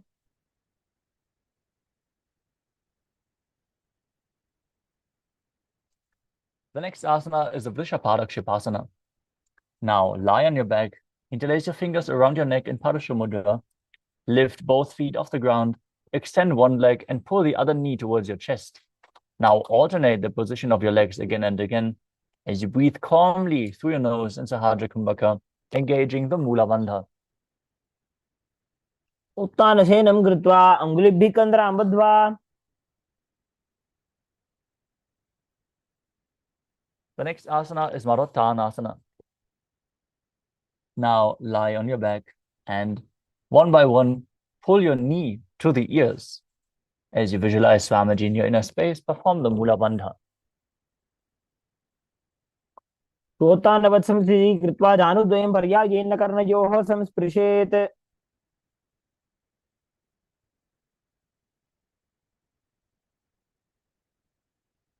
The next asana is Vrikasana.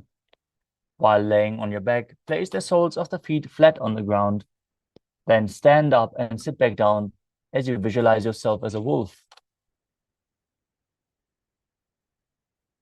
अथ उत्तानशयनं कृत्वा पादतलाभ्यां भूमिं धृत्वा. The next asana is Luthasana. As you lay on your back, quickly throw your legs above your head and completely roll over. Repeat this again and again as you visualize Swamiji in your inner space, perform the Mula Bandha, and finally finish in a prone position. उत्तानशयनं पादौ शिर उल्लङ्घ्य. The next asana is Saratasana. As you lay on your belly, with the toes extended straight down, keep your hands on the ground by the shoulders. Contract your lips and make the sound of a flute, whistling while inhaling. As you visualize yourself as a chariot, carrying warriors into a battle for Dharma on your chariot back in Saratasana. युद्धशयनं कृत्वा नाभिं भूमौ निधाय. The next asana is Dehalyulanganasana. Now place your palms on the mat in a plank position. Push your body up and jump your legs forward and back between the arms. Visualize yourself transcend body and mind as you perform the Mula Bandha. हस्तद्वयं बद्ध्वा तन्मध्ये चरणद्वयम् उड्डानैव बहिरानीय. From a standing position, now bend forward and place your hands on the mat. Start walking back and forth, visualizing yourself as a wise 60-year-old elephant in Jatyasana. जात्यासनं वक्षे येन जातिस्मरो भवेत्. Next up is the Lolitika Karana. Now stand with your knees bent, the feet pointing outwards. Bend your elbows and keep your hands at the chest. Swiftly move your arms across your body and then bring them back to the center. As you tilt your head back, open up your chest towards the sky and move your head in all directions.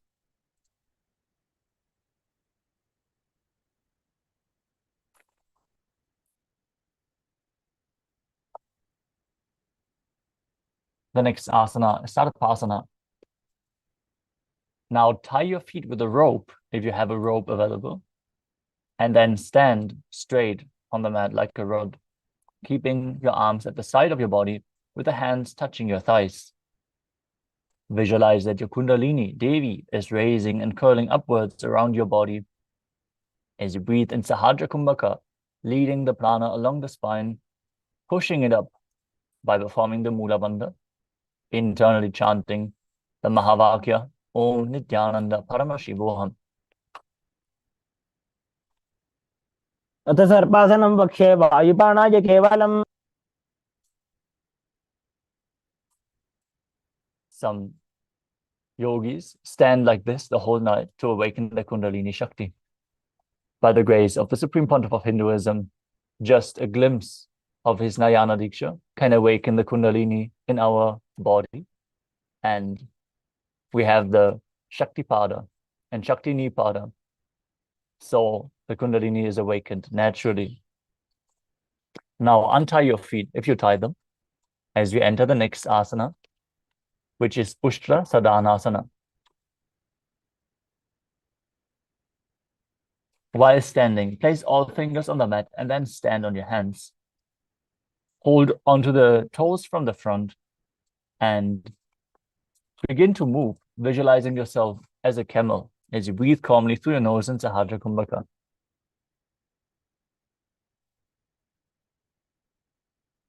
मुष्टिकनिष्ठा प्रदेशेन भूमौ निधाय.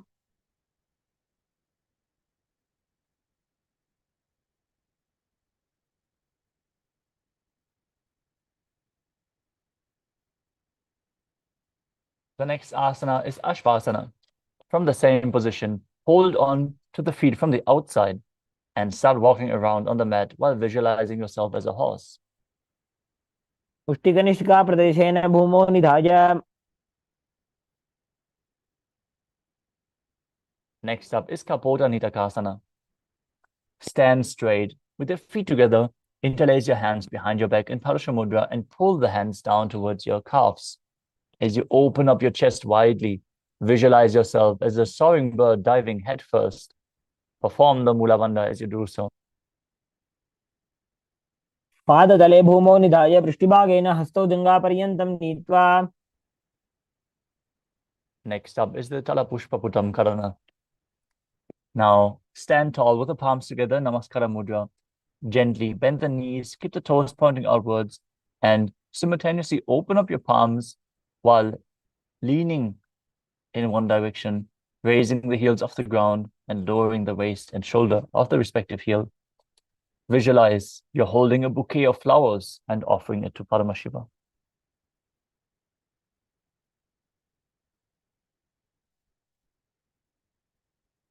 The next asana is Khadgasana. Now visualize yourself as a rhinoceros as you lay down on your stomach and jump your feet up towards your hands and stand. Gaze at the nose. Bring your hands together in Namaskara Mudra, forming the horn of the rhinoceros. नुदसरतमासनं कृत्वा पादतलाभ्यां भूमिं धृत्वा.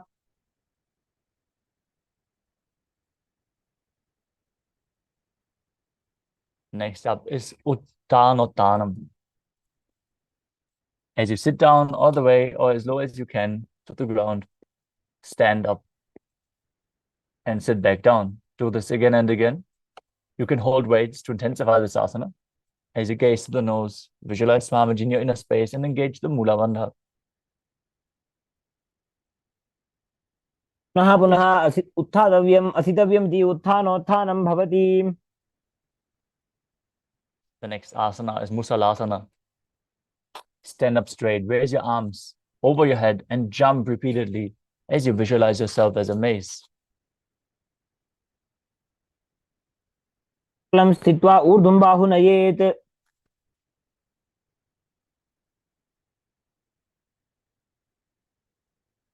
The next asana is Utthaya Sharakasana. From a standing position, pull the sole of one foot towards your belly. With the other leg, sit down and stand back up. Alternate this movement on both sides as you gaze to the nose and visualize Swamiji in your inner space.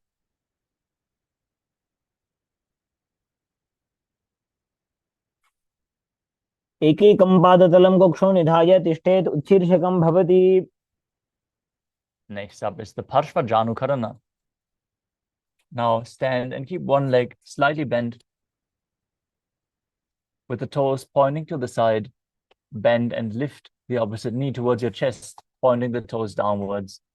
Keep the arm holding the knee, the hand in a fist, and place the other hand on top of the hip with the fingers pointing inwards.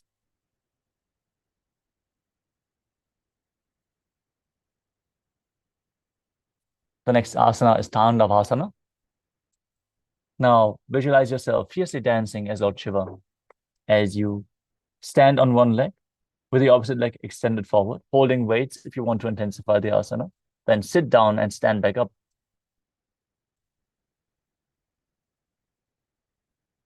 एकेन पादेन स्थातव्यं ताण्डवासनं भवति.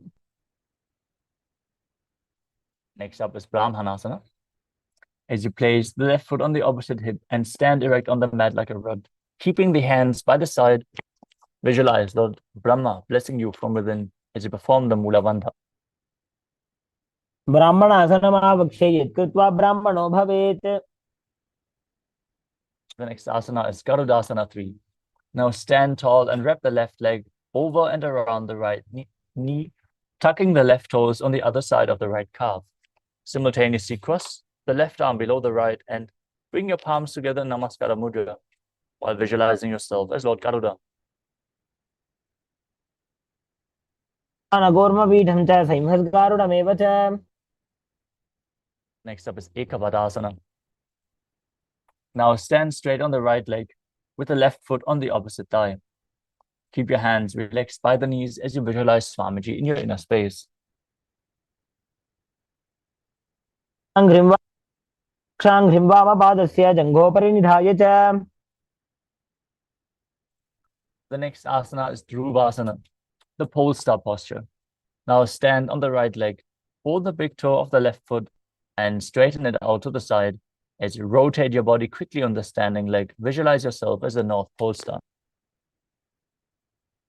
एकेन हस्तेन दण्डरूपस्य एकस्य पादस्य अग्रं धृत्वा. Next up is Trivikramasana. As you stand on the right leg, lift the left foot behind your neck and stand tall if you can. Otherwise, you can pull your leg up towards your chest and then alternate sitting and standing as you visualize Lord Vishnu blessing you from within. ग्रीवायां पादं संस्थाप्य स्थातव्यम् उत्थातव्यं त्रिविक्रमासनं भवति. Now repeat the Parshvajanukarana on the other side. Hold the leg with your hand in a fist. Pull it towards your chest.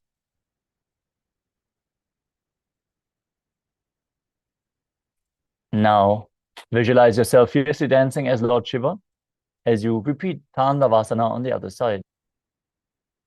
एकेन पादेन स्थातव्यं ताण्डवासनं भवति. Now repeat Brahmanasana on the other side, visualizing Lord Brahma blessing you from within. ब्राह्मणासनमावक्ष्ये यत् कृत्वा ब्राह्मणो भवेत्.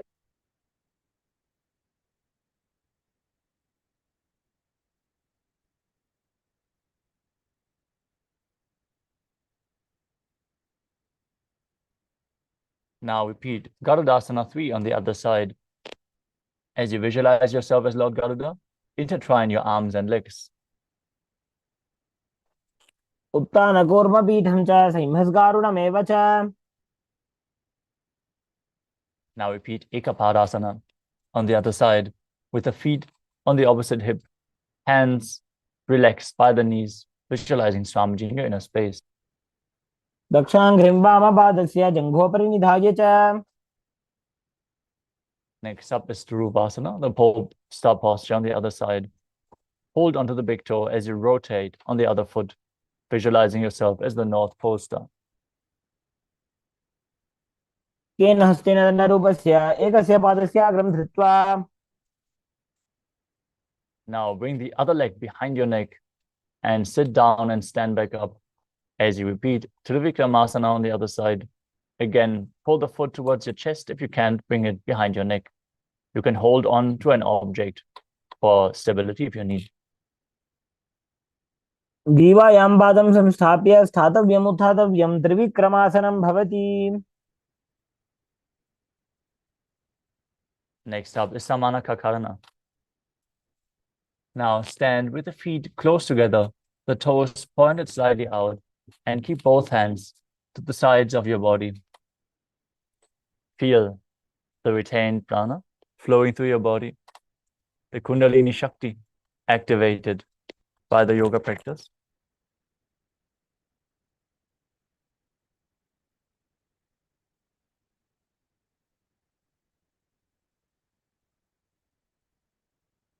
As we are now moving on to the final 100 asanas of the sequence.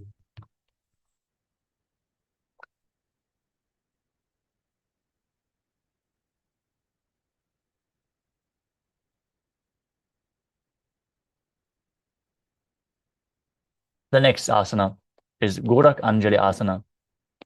Now stand erect and then bend forward. Bring both hands underneath the knees and make a finger lock in Parasha Mudra. Sit in a squatting position and let the finger lock touch your navel as you visualize the great sage Goraknath, founder of the Natha Yoga Hindu Sampradaya.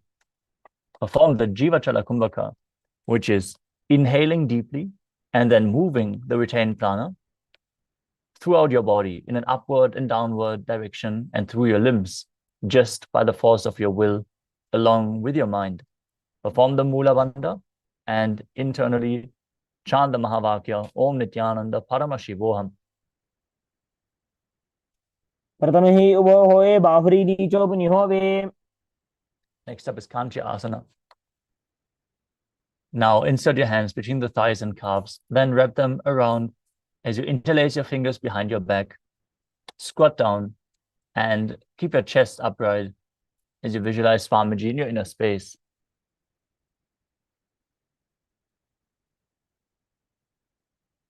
मध्यात् हस्तौ निवेशयानितं मम धृत्वा. Next up is Bhairo Asana.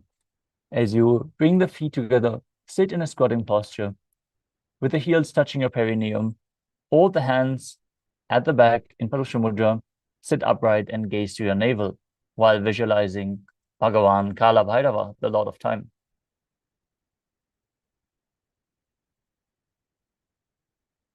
उपग की थलिया की माहली को मिलाई.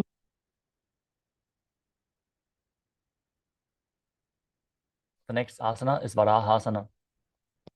Now squat all the way down to the ground, keeping your feet together, toes apart, as you bring your elbows up close to your head, joining your palms behind your back with the fingers pointing downwards in Anjali Mudra. Gaze to your nose, visualize yourself as a ball, which is one of the 10 incarnations of Mahavishnu.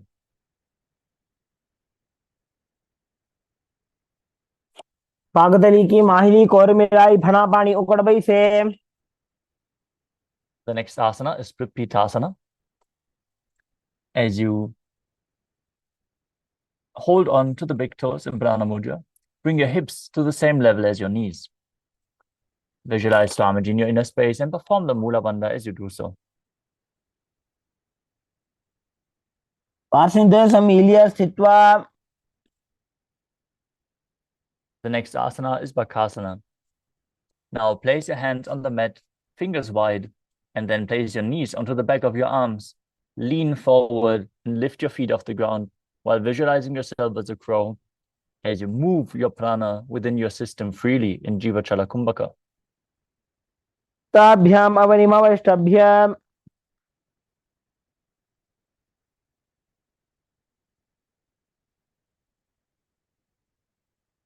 Next up is Sushtanga Kapali Asana. As you kneel down with your head on the ground, place your palms shoulder width apart, spread for support. Raise your body onto your head and bring your legs into Padmasana. As you visualize Swamiji in your inner space, gaze to your nose and perform the Mula Bandha. आसन को गण कपाल आछो होई. Next up is Guptasana. Now, kneel down onto the ground. Keep your toes flat, sitting in between the heels with the toes touching behind your body. Keep your hands on top of your thighs. Gaze to the nose and visualize you are sitting in the secret seat with Paramashiva and Guru. जानोर्भोरन्तरे पादौ कृत्वा पादौ च गोपजेत्. The next asana is Vrikshasana too. This is another inverted posture. So you can use a wall for support if needed. Or if you have any partner available to aid you, they can hold your legs and support you in the handstand posture. Now place your hands on the ground, fingers wide, and lift your body up straight into a handstand. This asana should be practiced by everyone to purify the 7 chakras. As you visualize you're a tree with deep roots into the ground, perform the Mula Bandha and breathe calmly through your nose in Sahajra Kumbhaka, leading the Kundalini Shakti along the spine. सप्तचक्रक्षालनाय vrikshasana विशेषकान्. Next up is Shiva Asana, another inverted posture. Now join your hands and feet closer together and enter the handstand as you gaze to your third eye and visualize that Tejas energy is flowing to your third eye, rejuvenating your body and bringing the divine radiance. दो पग जोड़ी माही Gulf मिलाए.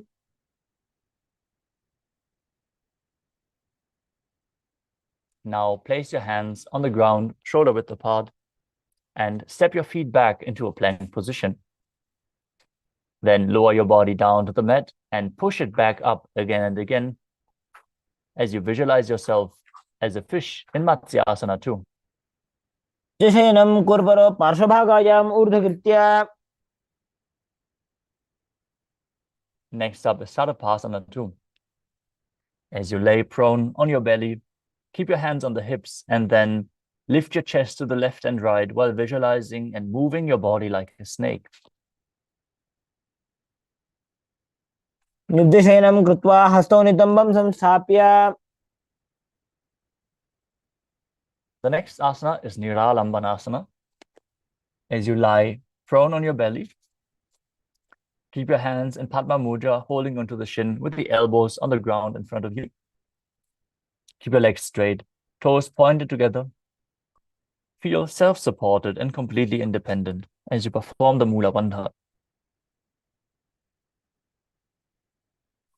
कराभ्यां पंकजं कृत्वा तिष्ठेत् कुर्परया सुधीः. The next asana is Chakrasana. As you lie on your stomach, place your hands flat on the mat in front, and then straighten your arms, push your upper body up, and bend your legs as you bring your feet towards your upper body. Visualize yourself as an umbrella protecting your guru from the sun rays. अर्ध्यासनव स्थित्वा पादतलाभ्यां भूमिं वष्टभ्य.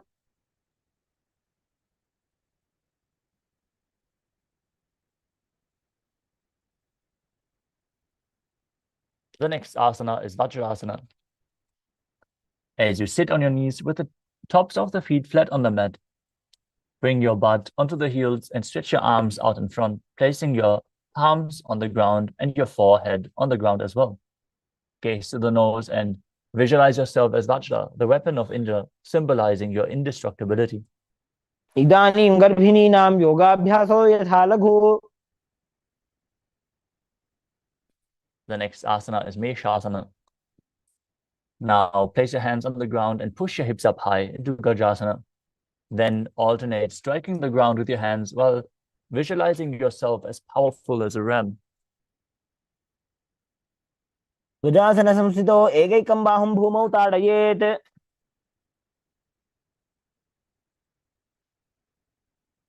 The next asana is Ajasana. From Gajasana, lift your legs into the air and slowly bring your forehead to the ground as you visualize yourself as unborn, existing for all eternity. गजासन संस्थितो पादद्वयमन्तराळे कृत्य.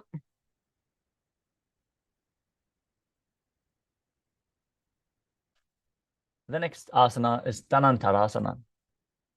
Sit on your heels with the legs together, interlace your fingers around the toes, and pull your feet towards your perineum. Then place your hands on the respective knees, keep your spine straight and gaze to the nose, while visualizing Swamiji in your inner space as you return to making an ocean-like sound with your mouth in Ujjayi Pranayama. पूर्व विधि परिहाता की काकसी से फणा शरा मोड़ी. Next up is the Angamotanam. Now, interlace your fingers in front of your body and then behind you, stretching your arms forward to the sides, backwards, and up, giving a massage to various different joints and muscles of your body while visualizing Swamiji in your inner space. हस्तयोः अङ्गुलीर्बद्ध्वा हस्तयोर्मध्यात् सर्वमङ्गं निष्कासयित्वा. Next up is Garudasana form. Now sit on your heels in Vajrasana with the feet turned outside, with the toes pointing outwards. Keep your thighs and knees resting on the ground with your spine straight, hands on your knees, visualizing yourself as Lord Garuda, flying Lord Vishnu and Lakshmi on his back. जङ्घोरुभ्यां जरां पीड्य स्थिरकायो द्विजानुना. Next up is Ananda Mandirasana. Now sit with the legs folded back, toes pointing backwards, knees wide, holding onto your ankles. As you place the front of your buttocks on the ground, gaze to your third eye and visualize yourself residing in the blissful space of a temple. अथ वक्षे वीरनाथ आनन्दमन्दिरासनम्. The next asana is Mandukasana too. As you sit with the knees wide, feet overlapping on top of your ankles, keep your hands underneath the knees and gaze to your nose. Press your tongue up against the palate of your mouth as you visualize yourself as a frog, performing the Manduki Mudra with your frog tongue as you engage Uddiyana Bandha and Mula Bandha. पृष्ठं सम्पीड्य गुल्फाभ्यां जान्वङ्गे सबलयाकृतिः. The next asana is Narasimhasana. Now keep your toes on the mat, heels up and together. Place your perineum on the heels as you place your palms on the ground with the fingers spread wide, thumbs touching and the base of your hand touching the big toes. Gaze to the nose. Stick out your tongue and exhale forcefully as you visualize Narasimha, the lion man avatar of Lord Vishnu. दो फणा पानी होए वैसे एड़ी Mailer गुदानी वैसे. The next asana is Bhishrakasana.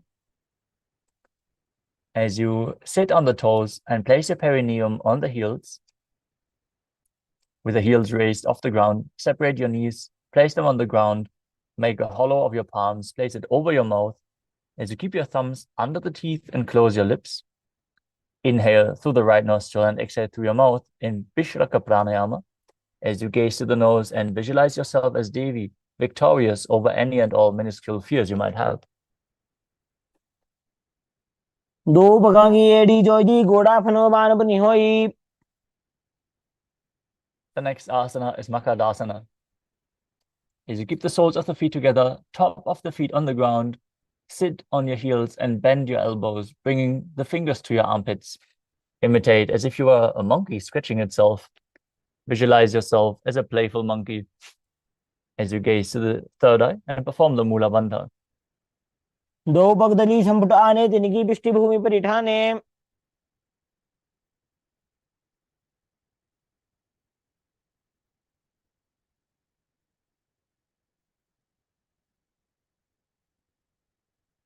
The next asana is Vajrasangalasana.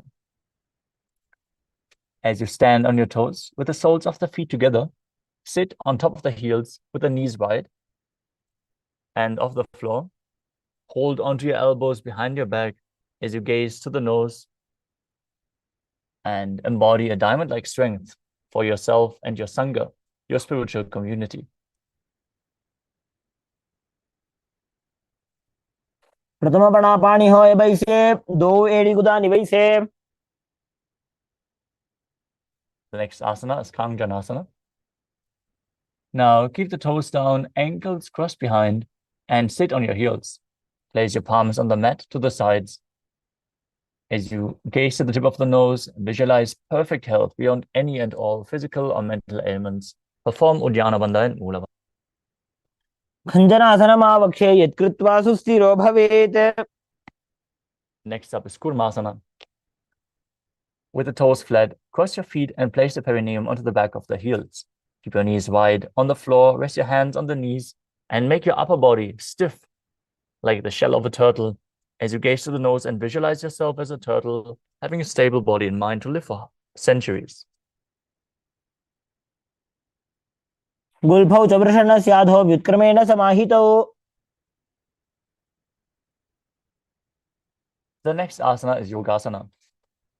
With your toes flat, cross your feet, place the perineum onto the back of the heels.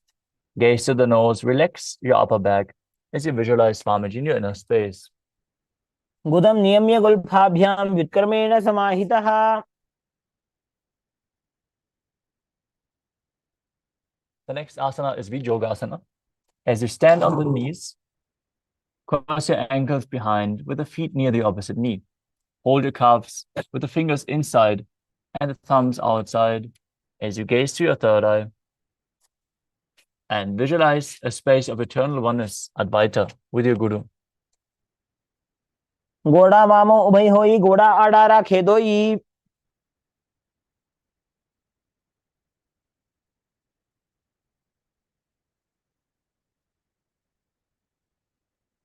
The next asana is Ushtrasana too.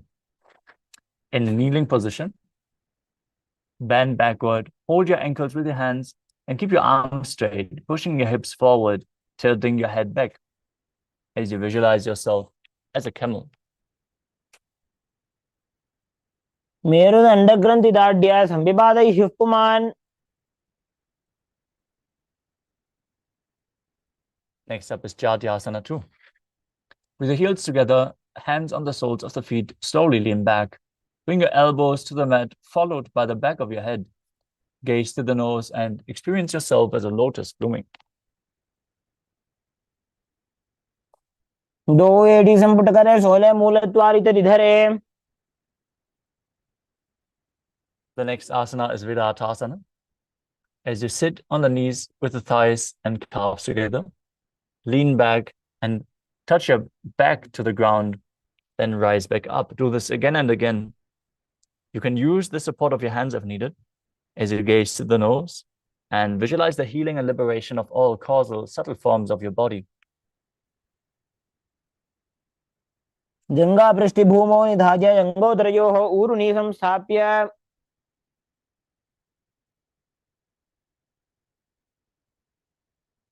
The next asana is Kapotasana.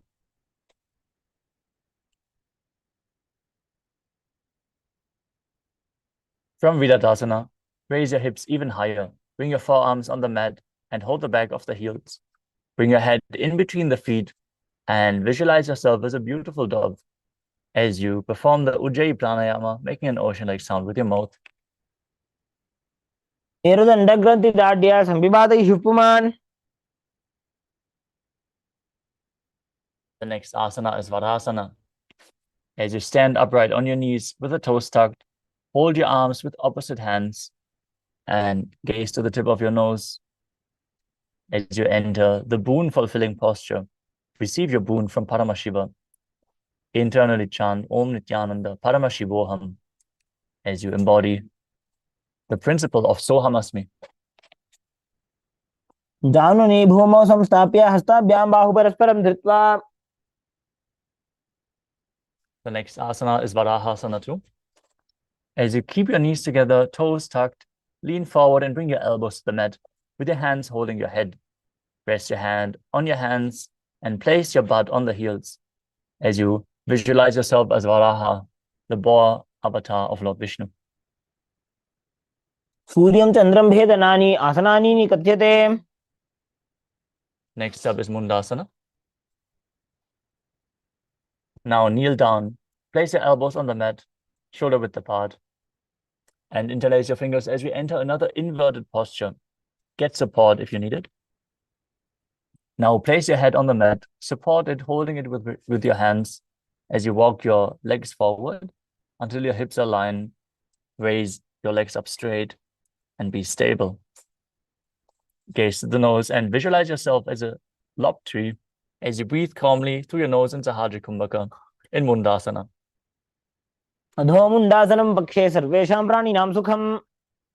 Gently lower your body down and keep your head in between the knees with the elbows outside of the knees, hands holding your head. Exhale through your mouth in this posture as you gaze to the nose and visualize Swamiji in your inner space in Andhasana.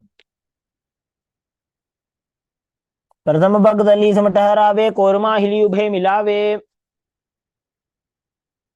Next up is Viparita Shalabhasana. Lie down on your belly and extend your arms and legs forward. You can hold weights to intensify this asana as you lift your thighs, arms, and chest off the ground, visualizing yourself as a locust and performing the Mula Bandha. शलभासन भेदाश्च नटभेरुण्ड नामके. The next asana is Kapalasana. Lie on your belly, arms at the side, palms down.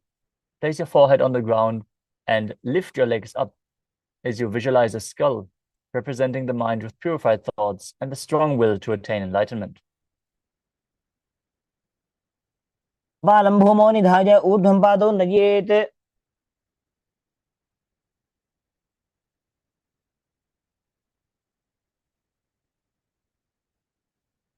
The next asana is Akasha Kapotasana. Now, lie on your stomach with the hands by the sides. Lift your legs up over your head and slowly place your feet on the mat in front of your head. Keep your palms flat on the mat behind as you visualize yourself as a free and open dove. उष्ट्रासने स्थित्वा चरणौ भूमेरुत्थाप्य.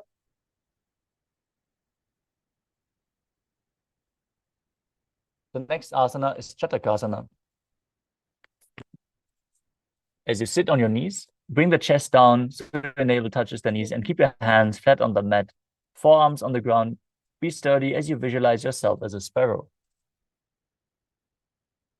कूर्परपर्यन्तौ हस्तौ धरामवष्टभ्य.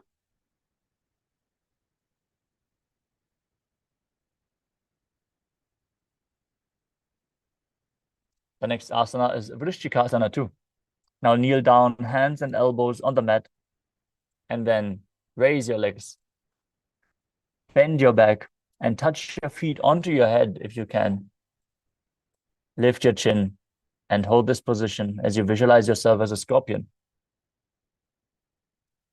विच्छेव पुच्छ प्रतिमां कृपाश्ने धृत्वा स्वशीर्षे चिबुकं विधार्यकौ. The next asana is Vrishasana. Now place your perineum down on the right heel as you keep the left foot outside of the hip with the toes pointing outwards. Now keep your hands in front of you on the mat as you visualize yourself as a bull. Start breathing in Antaranga Kumbhaka, forcefully inhaling through your nose and holding the breath for a short while before you gently exhale. Yame गुल्फे पादमूले वामभागे पदेतरम्. Next up is Lolasana. With your hands flat on the mat in front of you, lift your knees off the ground and keep your body above the mat as you visualize Swamiji in your inner space. लासनं सदा कुर्यात् वायुलोलापघातनात्.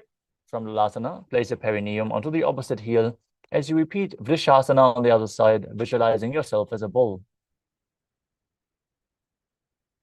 यामे गुल्फे पादमूले वामभागे पदेतरम्. Next up is Bala Gunasana. Now place the left toes on the ground and keep the heel up as you sit down on the heel. Keep the other knee raised, foot flat, and keep your hands on the knees as you visualize Bala Gunahai, one of the 84 siddhas in your inner space. आसन को गुण जल विकार जाई. Next up is Grahasana. As you squat with the feet flat on the mat, bring your elbows under the thighs and wrap the hands around the shins, holding onto the ankles from the outside as you visualize yourself as the entire planet. पादतले भूमौ संस्थाप्य जानुमध्ये कुरपरौ स्थाप्य. Now bring your perineum down on the other heel as you keep the opposite knee raised against your chest. Visualize Balagunahai in Balagunasana on the other side. आसन को गुण जल विकार जाई. The next asana is Utkatasana. You can hold ways to intensify this asana. Now squat on your toes with the heels up, knees off the mat. Place your perineum onto the heels, hands on the respective knees. Keep your spine straight. Visualize Swamiji in your inner space. युजास्पिजस्तीत ऊर्वजानो यत्रासने पादतलद्वयोपरि. Next up is Vajrasangarasana 2. As you sit on the toes with the perineum on the heels, soles together, keep your knees wide and off the ground. Hold onto the opposite elbows behind your back as you visualize Swamiji in your inner space and perform the Mula Bandha. प्रथम प्रणापाणि हो जैसे दो एड़ी गुदानी वैसे. The next asana is Anilasana. Now squat or sit with your feet hip width apart, hands underneath the soles of the feet from the inside with the palms down. Keep your arms straight, elbows at the navel, and gaze to your nose as you visualize you're able to consume and live off of air alone. दो हाथ भूमि पर ठाने कहनी जाड़ी नाभि लगाने.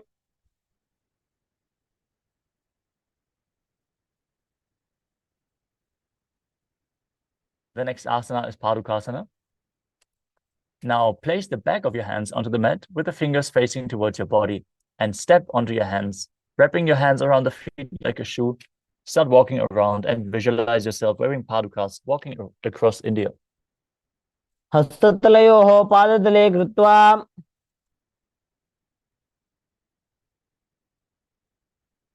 Next up is Kukutoranasana. As you place your palms on the mat, raise your feet upwards into the air and let them fall back down again and again, visualizing yourself as a rooster. हस्ततले भूमौ कृत्वा पादतले च ऊर्ध्वमुड्डानं कृत्वा.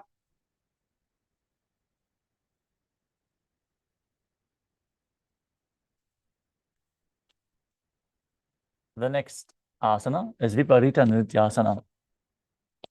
Now place your hands on the mat and raise your legs upwards into a handstand. Move around on the two hands dancing as you feel yourself become free of all inhibitions. हस्ततलाभ्यां भूमिं वष्टभ्य.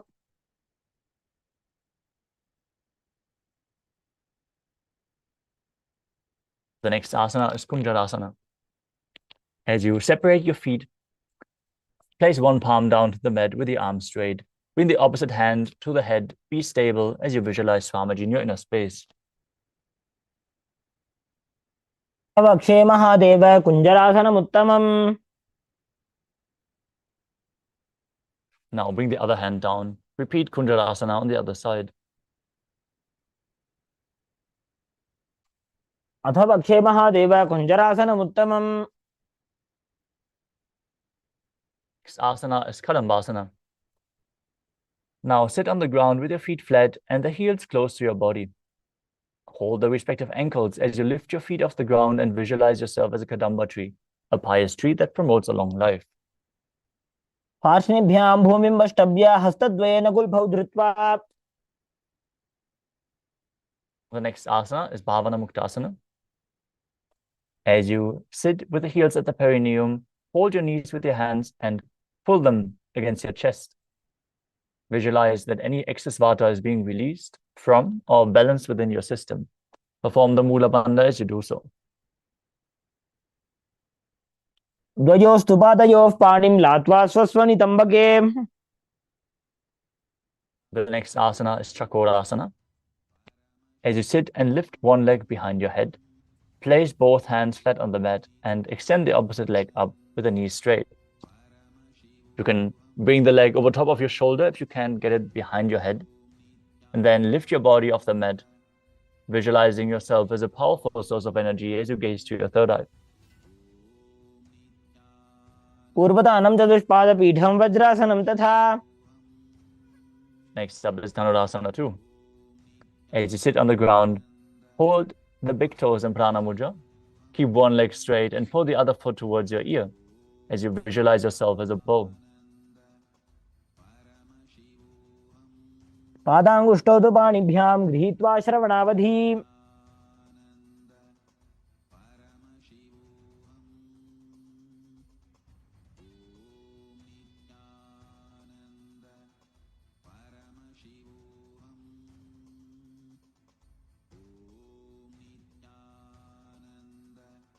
The next asana is Ashtavakrasana.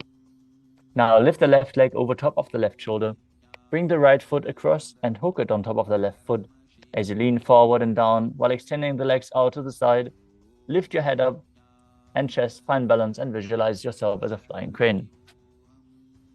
वासिष्ठमतकौण्डिन्यमूर्धकुक्कुटमेव च. The next asana is Pranasana. Now place the right foot on the left thigh, left foot flat on the ground. Press the right knee down as you bring your left shoulder underneath the knee. Visualize you're immortal and able to exist solely from prana as you gaze to your third eye. एतत् प्रभेदं वक्ष्यामि करोति यस्य चामरः. The next asana is Parshvamatyendrasana. Now place the right foot at the root of the left thigh and then place the left foot over top, flat on the ground with the knee raised. Twist your body around the knee, interlace your fingers beneath the leg and hold your hands behind your back.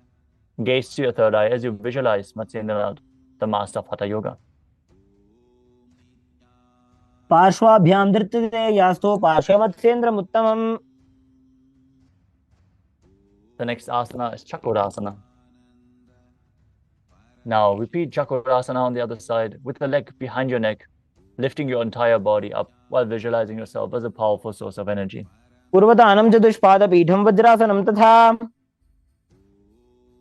Next up is Dhanurasana 2. Hold on to the big toes, pull the other foot towards your ear while visualizing yourself as a bow. पादाङ्गुष्ठौ तु पाणिभ्यां गृहीत्वा श्रवणावधि. Now repeat Ashtavakrasana on the other side, bringing the right foot over the shoulder, poking the foot across, extending the legs to the side and balancing above the mat while visualizing yourself as a flying crane. समथकौण्डिन्यमूर्धकुक्कुटमेव च. Now repeat Pranasana on the other side. As you bring the shoulder underneath the raised leg, visualize you're immortal and able to exist solely from prana. एतत् प्रभेदं वक्ष्यामि करोति यस्य चामरः. Now repeat Parshvamatyendrasana on the other side. Twist your body around the raised knee and interlace your fingers behind the back. पार्श्वाभ्यां धृत्यते यास्तु पार्श्वमत्स्येन्द्रमुत्तमम्. The next asana is Ardha Paschimottanasana. Now keep one leg straight and press the perineum with the other heel. Lean your chest forward and down, hold onto the front foot. Visualize Swamiji and perform the Jiva Chala Kumbhaka, moving the prana around in your body by the strength of your will. एकं पादं प्रसार्य एकं पादस्य पार्श्वनासीवनी सम्पीड्य. Next up is Kranchasana. As you place your left ankle outside of the hip, hold the sole of the right foot and lift the leg up towards your forehead. Keep the knees straight, gaze to the nose, and visualize yourself as a crane. उत्तानपादं क्रौञ्चं च मरीचिं वीरभद्रकम्. Now repeat Ardha Paschimottanasana on the other side, holding onto the front foot, visualizing Swamiji in your inner space. एकं पादं प्रसार्य एकं पादस्य पार्श्वनासीवनी सम्पीड्य. Now repeat Kraunchasana on the other side, bringing the other foot outside the hip, opposite leg extended up in front of your face, visualizing yourself as a crane. उत्तानपादं क्रौञ्चं च मरीचिं वीरभद्रकम्. Next up is Swastikasana. Now sit with the soles between the thighs and calves. Keep your spine straight, palms resting on the knees. Embody peace, well-being, good fortune, and prosperity as you visualize a swastika in your inner space. अनुर्भोरन्तरे सम्यक् कृत्वा पादतले उभे. Next up is Gorakshasana. Maintain the same position, but cover your heels with your hands as you gaze to the tip of the nose. Visualize Sage Goraknath and perform Jalandhara Bandha and Mula Bandha. जानुर्भोरन्तरे पादौ उत्तानौ व्यक्तसंस्थितौ. Next up is Bhagasana 2. Bring the left heel to the perineum and place the right foot on top of the left thigh.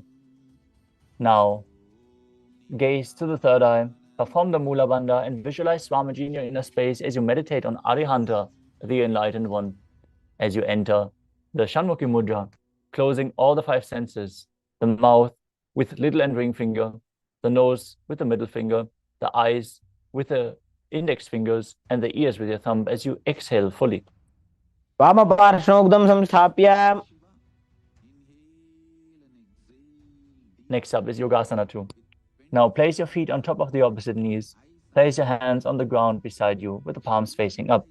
Keep your spine straight. Gaze to the nose and visualize Swamiji in your inner space as you perform Kakachantra Kumbhaka, rolling up your tongue and inhaling through the rolled up tongue as you keep your mouth in the shape of the beak of a crow. उत्तानौ चरणौ कृत्वा संस्थाप्य उपरि जानुनोः.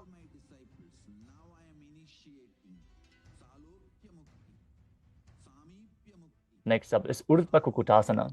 From Padmasana, place your palms flat on the mat beside your body and press your hands into the mat to lift your body off the ground. Visualize yourself as a rooster. वासिष्ठमतकौण्डिन्यम् ऊर्ध्वकुक्कुटमेव च. Next up is Siddha Haratali Asana. From Padmasana, insert both hands through the knees, place them on the mat without lifting your body up. Gaze at the nose and visualize Swamiji in your inner space.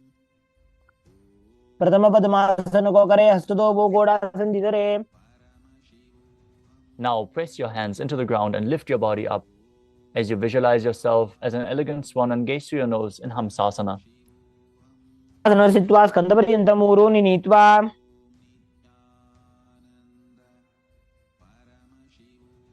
Next up is Karmukasana.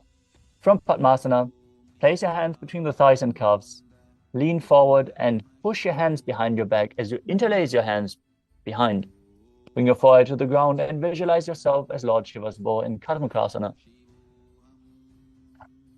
प्रथम पद्मासन को करे घोड़ासन दिमाही कर इधरे.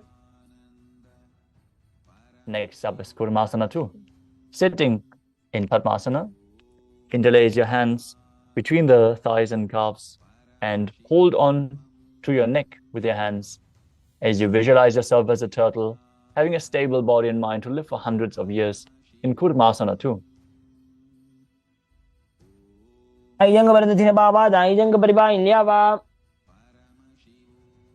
From the same position, tuck your chin to the chest, contract the perineal region, gaze at the nose, rejoice knowing you're sitting in Shiva's secret knot posture.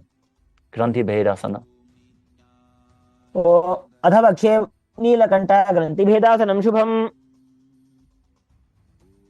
The next asana is Uttana Kurmasana. From the same position, roll onto your back, interlace the hands below the legs and hold onto your neck as you embody a turtle laying on its back. Gaze to the nose as you do so. कुक्कुटासनबन्धस्थं कराभ्यां. Next up is Pangu Kukutasana.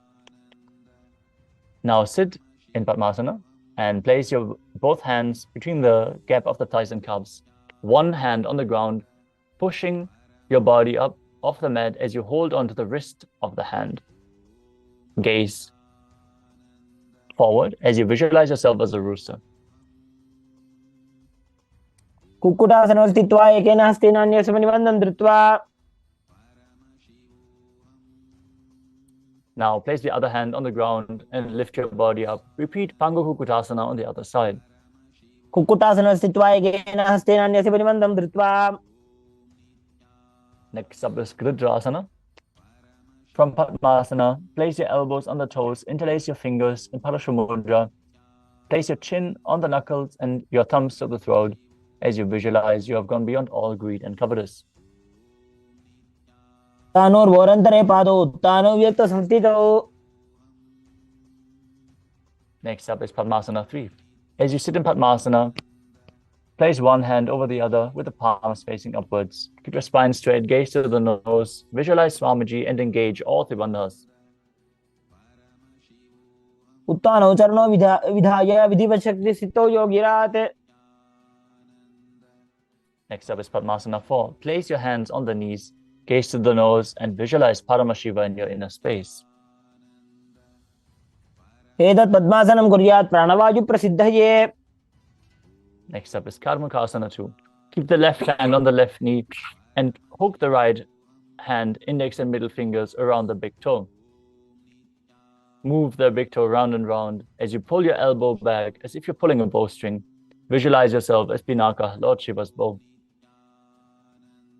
अथान्यासनमावक्षे योगपूरकरक्षणात्. Next up is Karmakasana 3.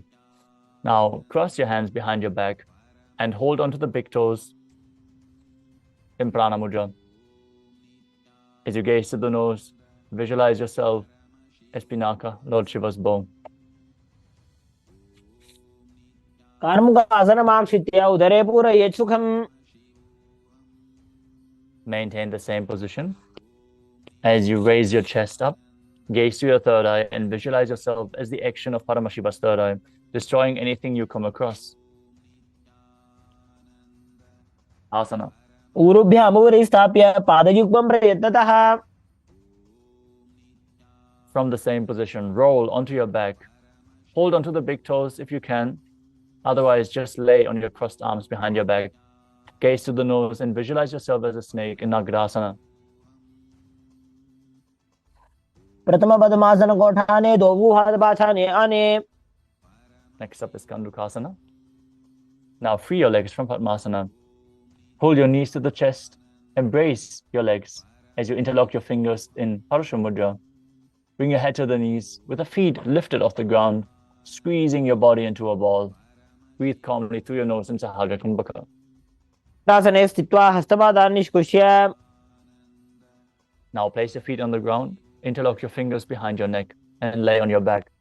As you gaze to the nose, visualize Swamiji in your inner space in Urdhva Bhavanasana. प्रथमे सूदो San करावे घोड़ा उभा राशि मिलावे.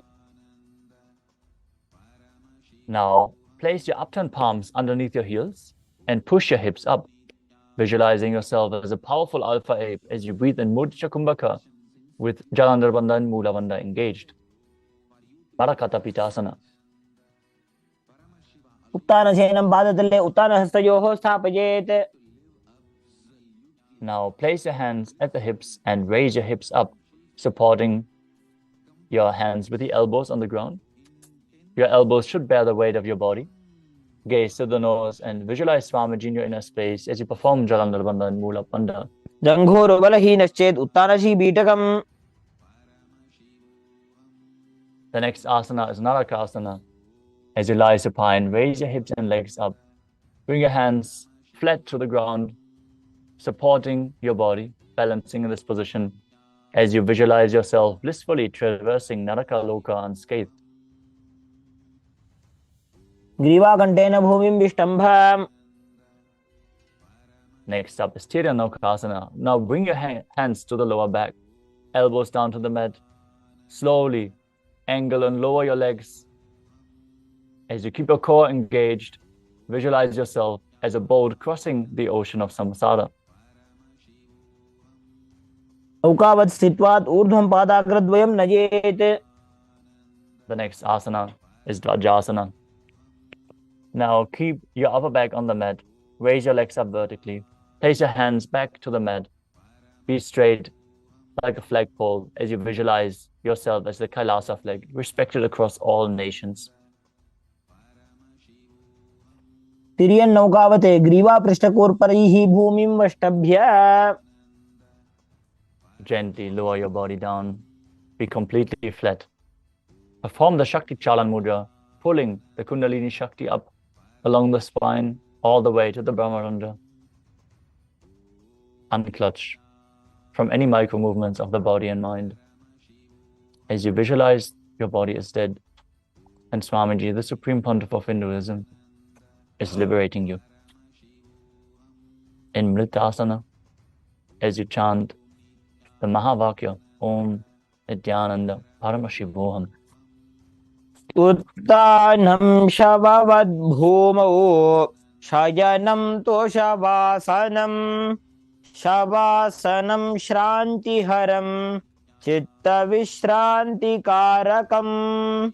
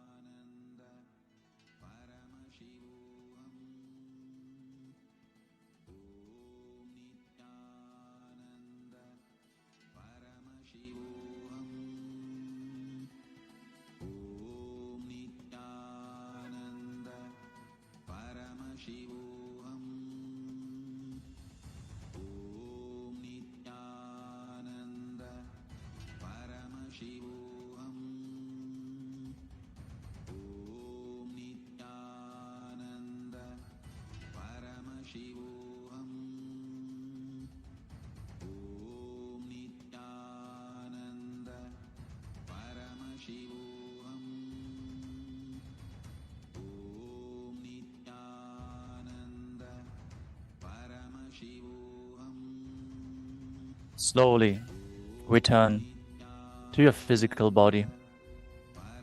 Start to wiggle your fingers and toes, your wrists and your ankles, your elbows and your knees.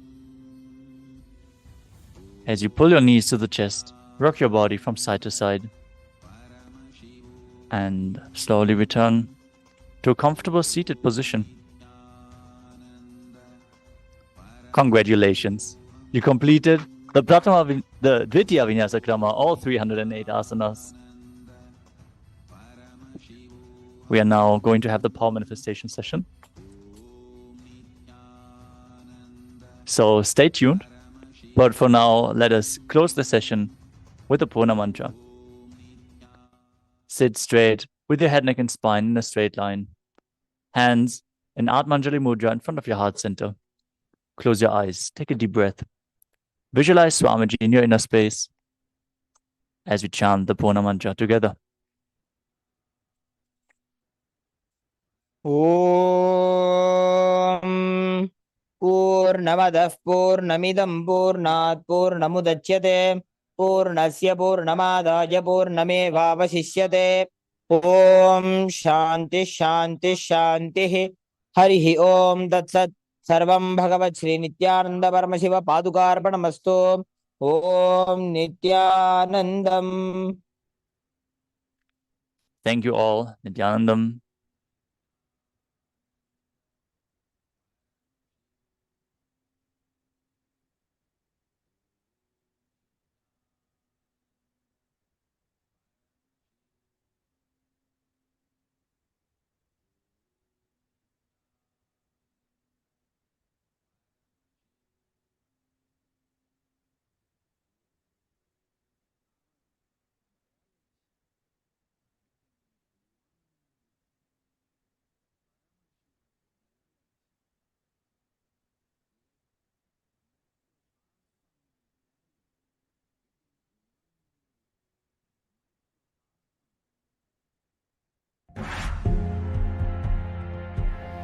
First thing I want to tell you, third eye can be opened. Second thing I want to tell you, for the sake of God, please open it. Third thing I want to tell you, do not believe the fellows who say it cannot be opened or it should not be opened. Third eye has a capacity to make anything you want as reality. Taste the first breakthrough, conscious breakthrough guaranteed. It is all about opening your third eye, giving you first conscious breakthrough. Any human being can go through these initiations and have this superconscious breakthrough, manifest these possibilities and powers. It is possible for all of you. If these words reach your ears, I am talking to you and it is for you. I welcome, O humanity, come, it is time you experience superconscious breakthrough.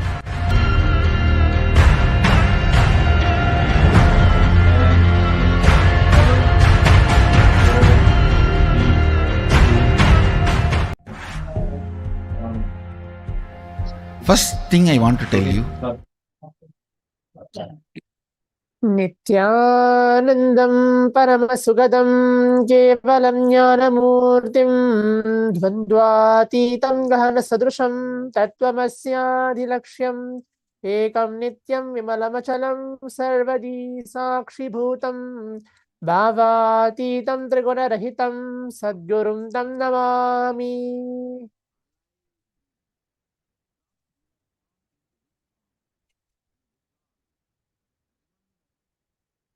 Nithyanandam, we welcome all the Paramashivoham participants here who are being seated for this exciting power manifestation session right after the Nityananda Yoga, the performance of the Dvitiya Vinyasa Krama, the 308 asana sequence blessed by the Supreme Pontiff of Hinduism.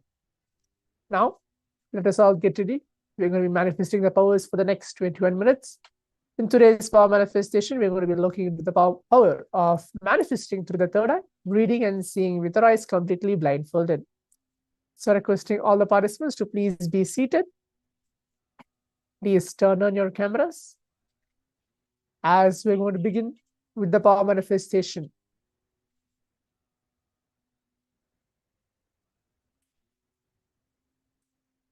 Requesting all the participants to please be seated.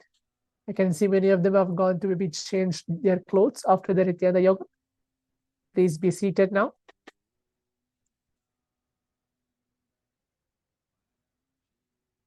Please turn on your cameras.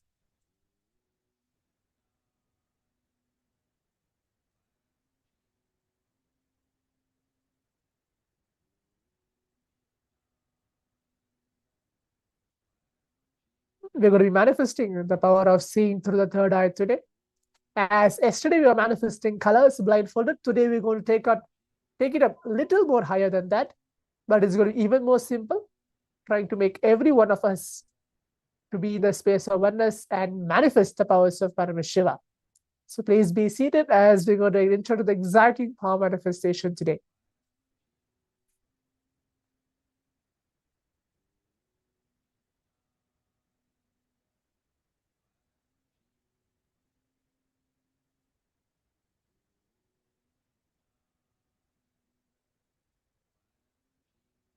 Yes, I can see the participant named as Paveen K. Any other participant, please have turned on your camera. Shivataran, I've seen you maybe doing yoga. Very good. Please turn on your cameras also.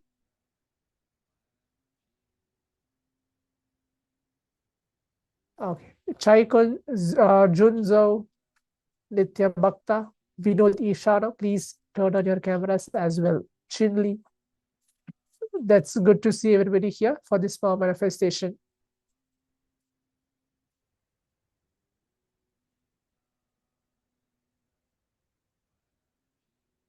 Requesting all the participants to please bring your IBANs, pen and paper, please be seated as how we have been seated for the yesterday's power manifestation.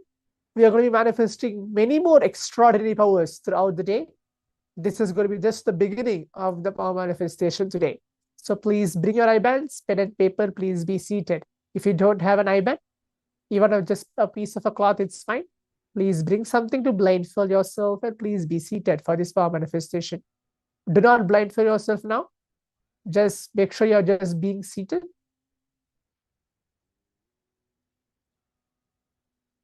As today we're going to manifest the power of third eye, breathing. We'll see what is something unique which we have today for today's power manifestation. Please bring your IBANs, pen and paper, and please be seated and make sure you turn on your cameras for this power manifestation.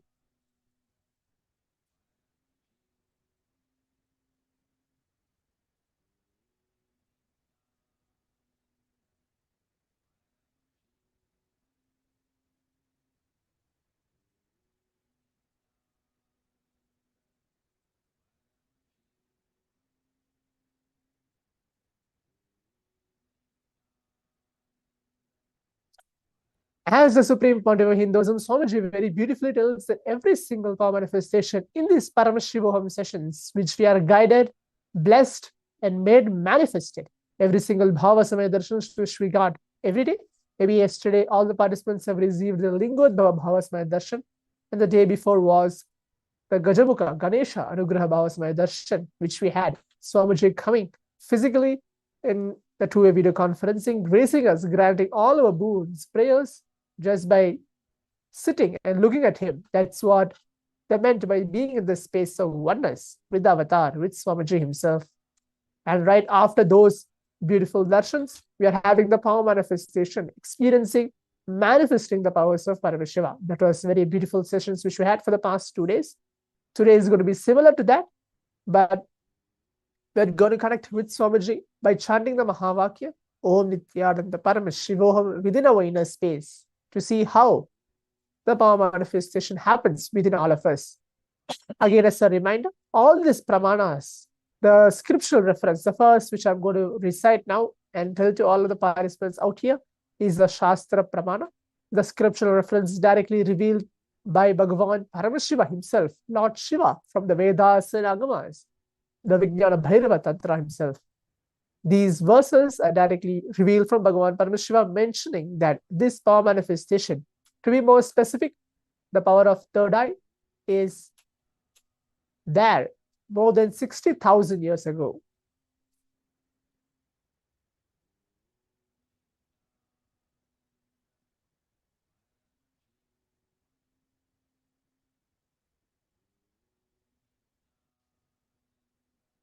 Now, I'll be reciting the Shastra Pramana, which I just mentioned, the scriptural reference directly revealed by Bhagavan Paramashiva.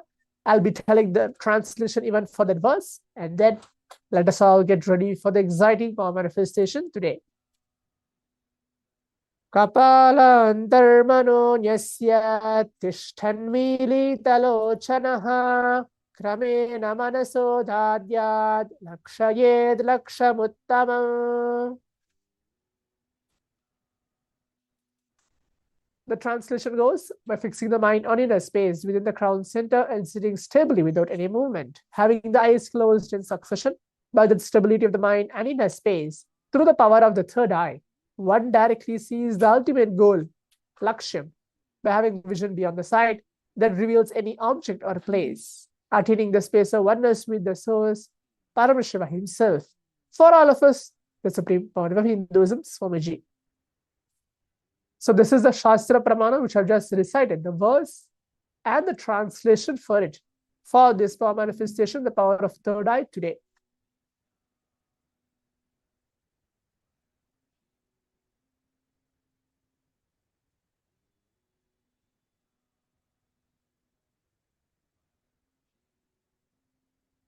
Today, now let us all enter to the power manifestation. We are going to be manifesting colors today as yesterday, but today is going to be something different.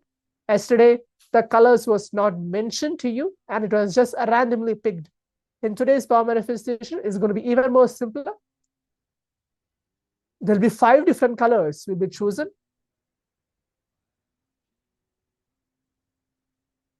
Those 5 colors are red, blue, black, yellow, and orange. These 5 colors will be chosen. I'm again repeating: red, blue, black, yellow, and orange. So from these 5 colors, I'll be choosing any one color for all the participants out here in this Paramashivoham sessions and projecting it to all the participants once we are blindfolded for the round 1 of the power manifestation. So that is going to be today's powers. It's going to be something similar than yesterday. It's going to be same colors, but I'll be choosing the colors from these 5 colors. Again, repeating, it's going to be red, blue, black, yellow, or orange. Any of these 5 colors I'll be choosing and projecting it to all the participants once we are ready and blindfolded. So if all the participants are able to get what I'm saying, they can leave a message to the Zoom chat telling, yes, it's clear, and we can begin with the power manifestation.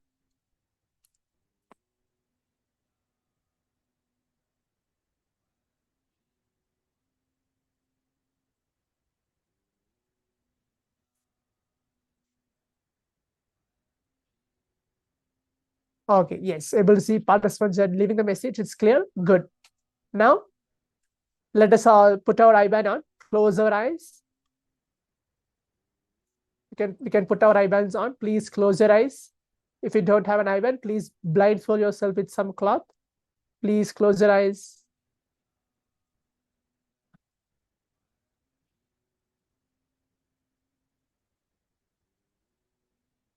Visualize the Supreme Pontiff of Hinduism, Swamiji Paramashiva, as any Bhava Samaya darshans which you like to see, to receive. Close your eyes and start chanting the Mahavakya. Keep your eyes blindfolded. Om Nithyananda Paramashivoham. Om Nithyananda Paramashivoham. Om Nithyananda Paramashivoham.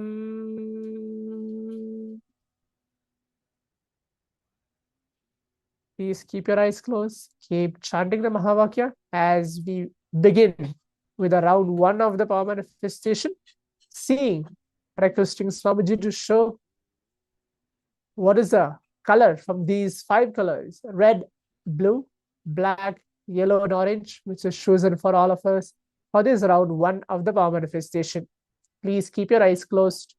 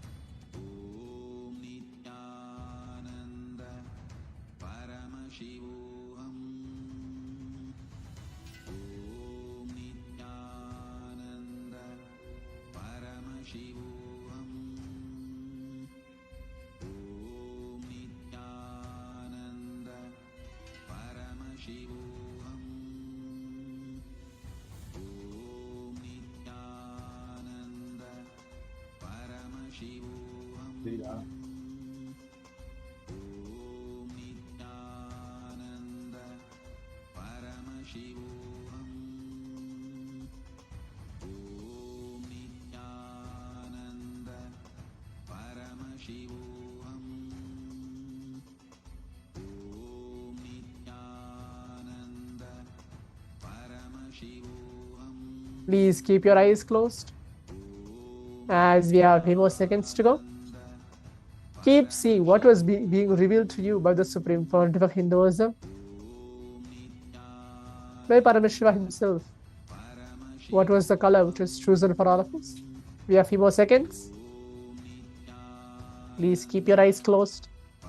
Keep chanting the Mahavakya.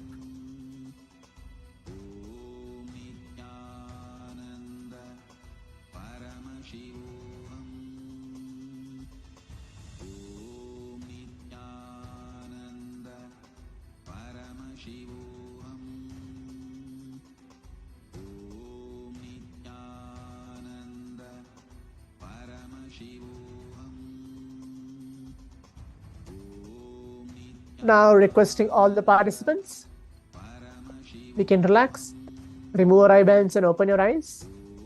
You can take off our eye bands. Please open your eyes. Requesting all the participants again to please open your eyes. You can take off your eye bands. Now please take a few minutes to type out your message, your answer on the Zoom chat telling what was the color which was revealed to you for this round 1 of the power manifestation. What was revealed to you by Swamiji, by Paramashiva? From the color red, blue, black, yellow and orange. Any one of these colors are now chosen already and the round 1 has been completed. So now please, the next step is verifying what was revealed to you for this round 2 of the power manifestation. Let's take a few minutes now to please leave a message on the Zoom chat.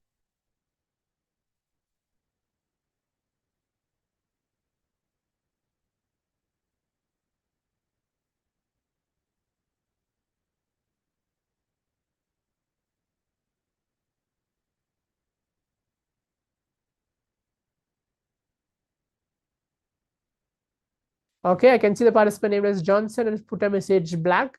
Okay, please continue. Please leave the message of telling what was the color which is chosen or revealed to all of us for this round 1 of the power manifestation. Please leave the message in the Zoom chat before we move on to the next step as actually seeing what was the real color which was chosen for all of us.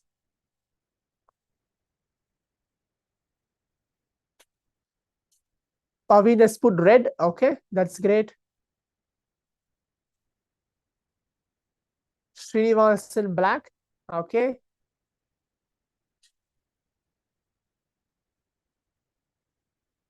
Please leave the message.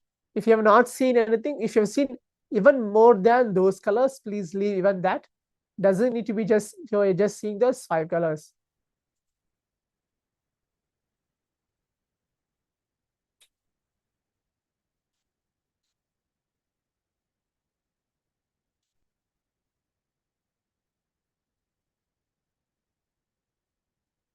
Now, as all the participants can see, the color was chosen for all of us was the color red. So I think the participant named as Pawan has got the color exactly correct. Is the color was chosen was the color red for this round 1 of the power manifestation. So that's a great idea. So now we'll move on to the round 2 of the power manifestation. Requesting all the participants to please now keep your eyes closed. Please blindfold yourself. As now we are beginning the round 2 of the power manifestation. Again, it's going to be same. It's not going to be anything different. I'll be choosing any one color from the color red, blue, black, yellow, and orange for this round 2 of the power manifestation. Please keep your eyes closed. Visualize Swamiji, Paramashiva on tour in space.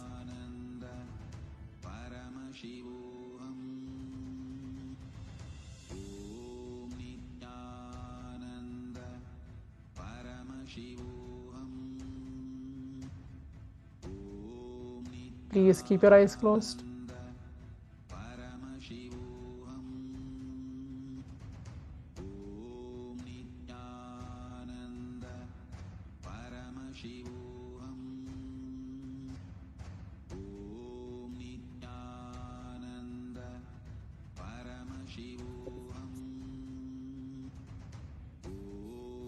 red orange gradient would have.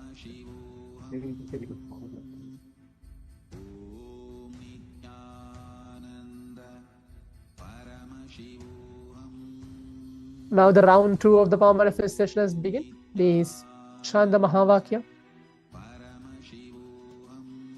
Please close your eyes.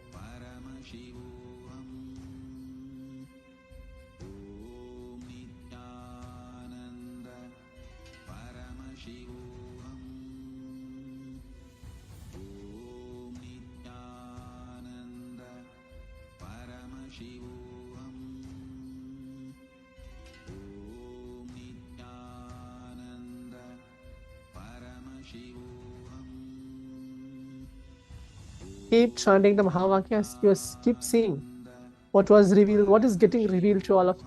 Do not open your eyes. We have a few more seconds left.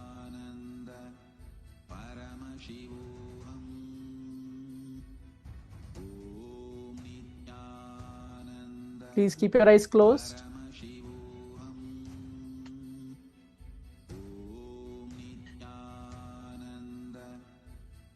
Please keep your eyes closed. You can see 1 or 2 participants have removed your eye bands. Seng Weng Li. Please keep your eyes closed.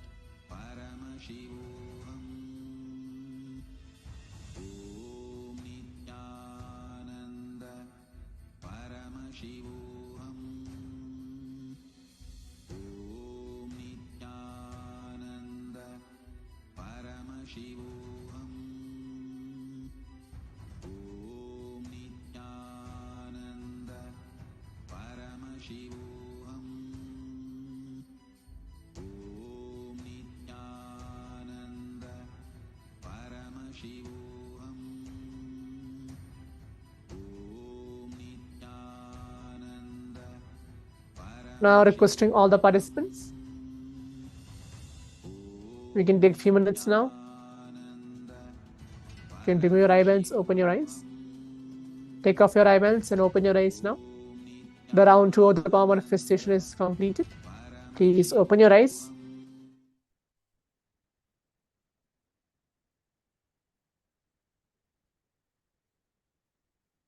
Now take a few minutes to type out your answers on the Zoom chat, telling what was revealed to you for this round 2 of the power manifestation. Please leave the message on the Zoom chat telling what was revealed to you. I can see the participant named as Shivatalan has put a message blue. Johnson blue. Okay.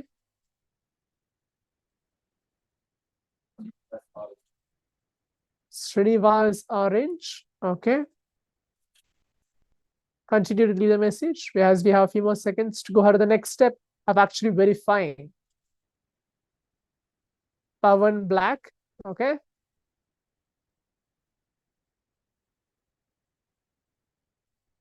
Please leave the message telling what was revealed to you for this round 2 of the power manifestation.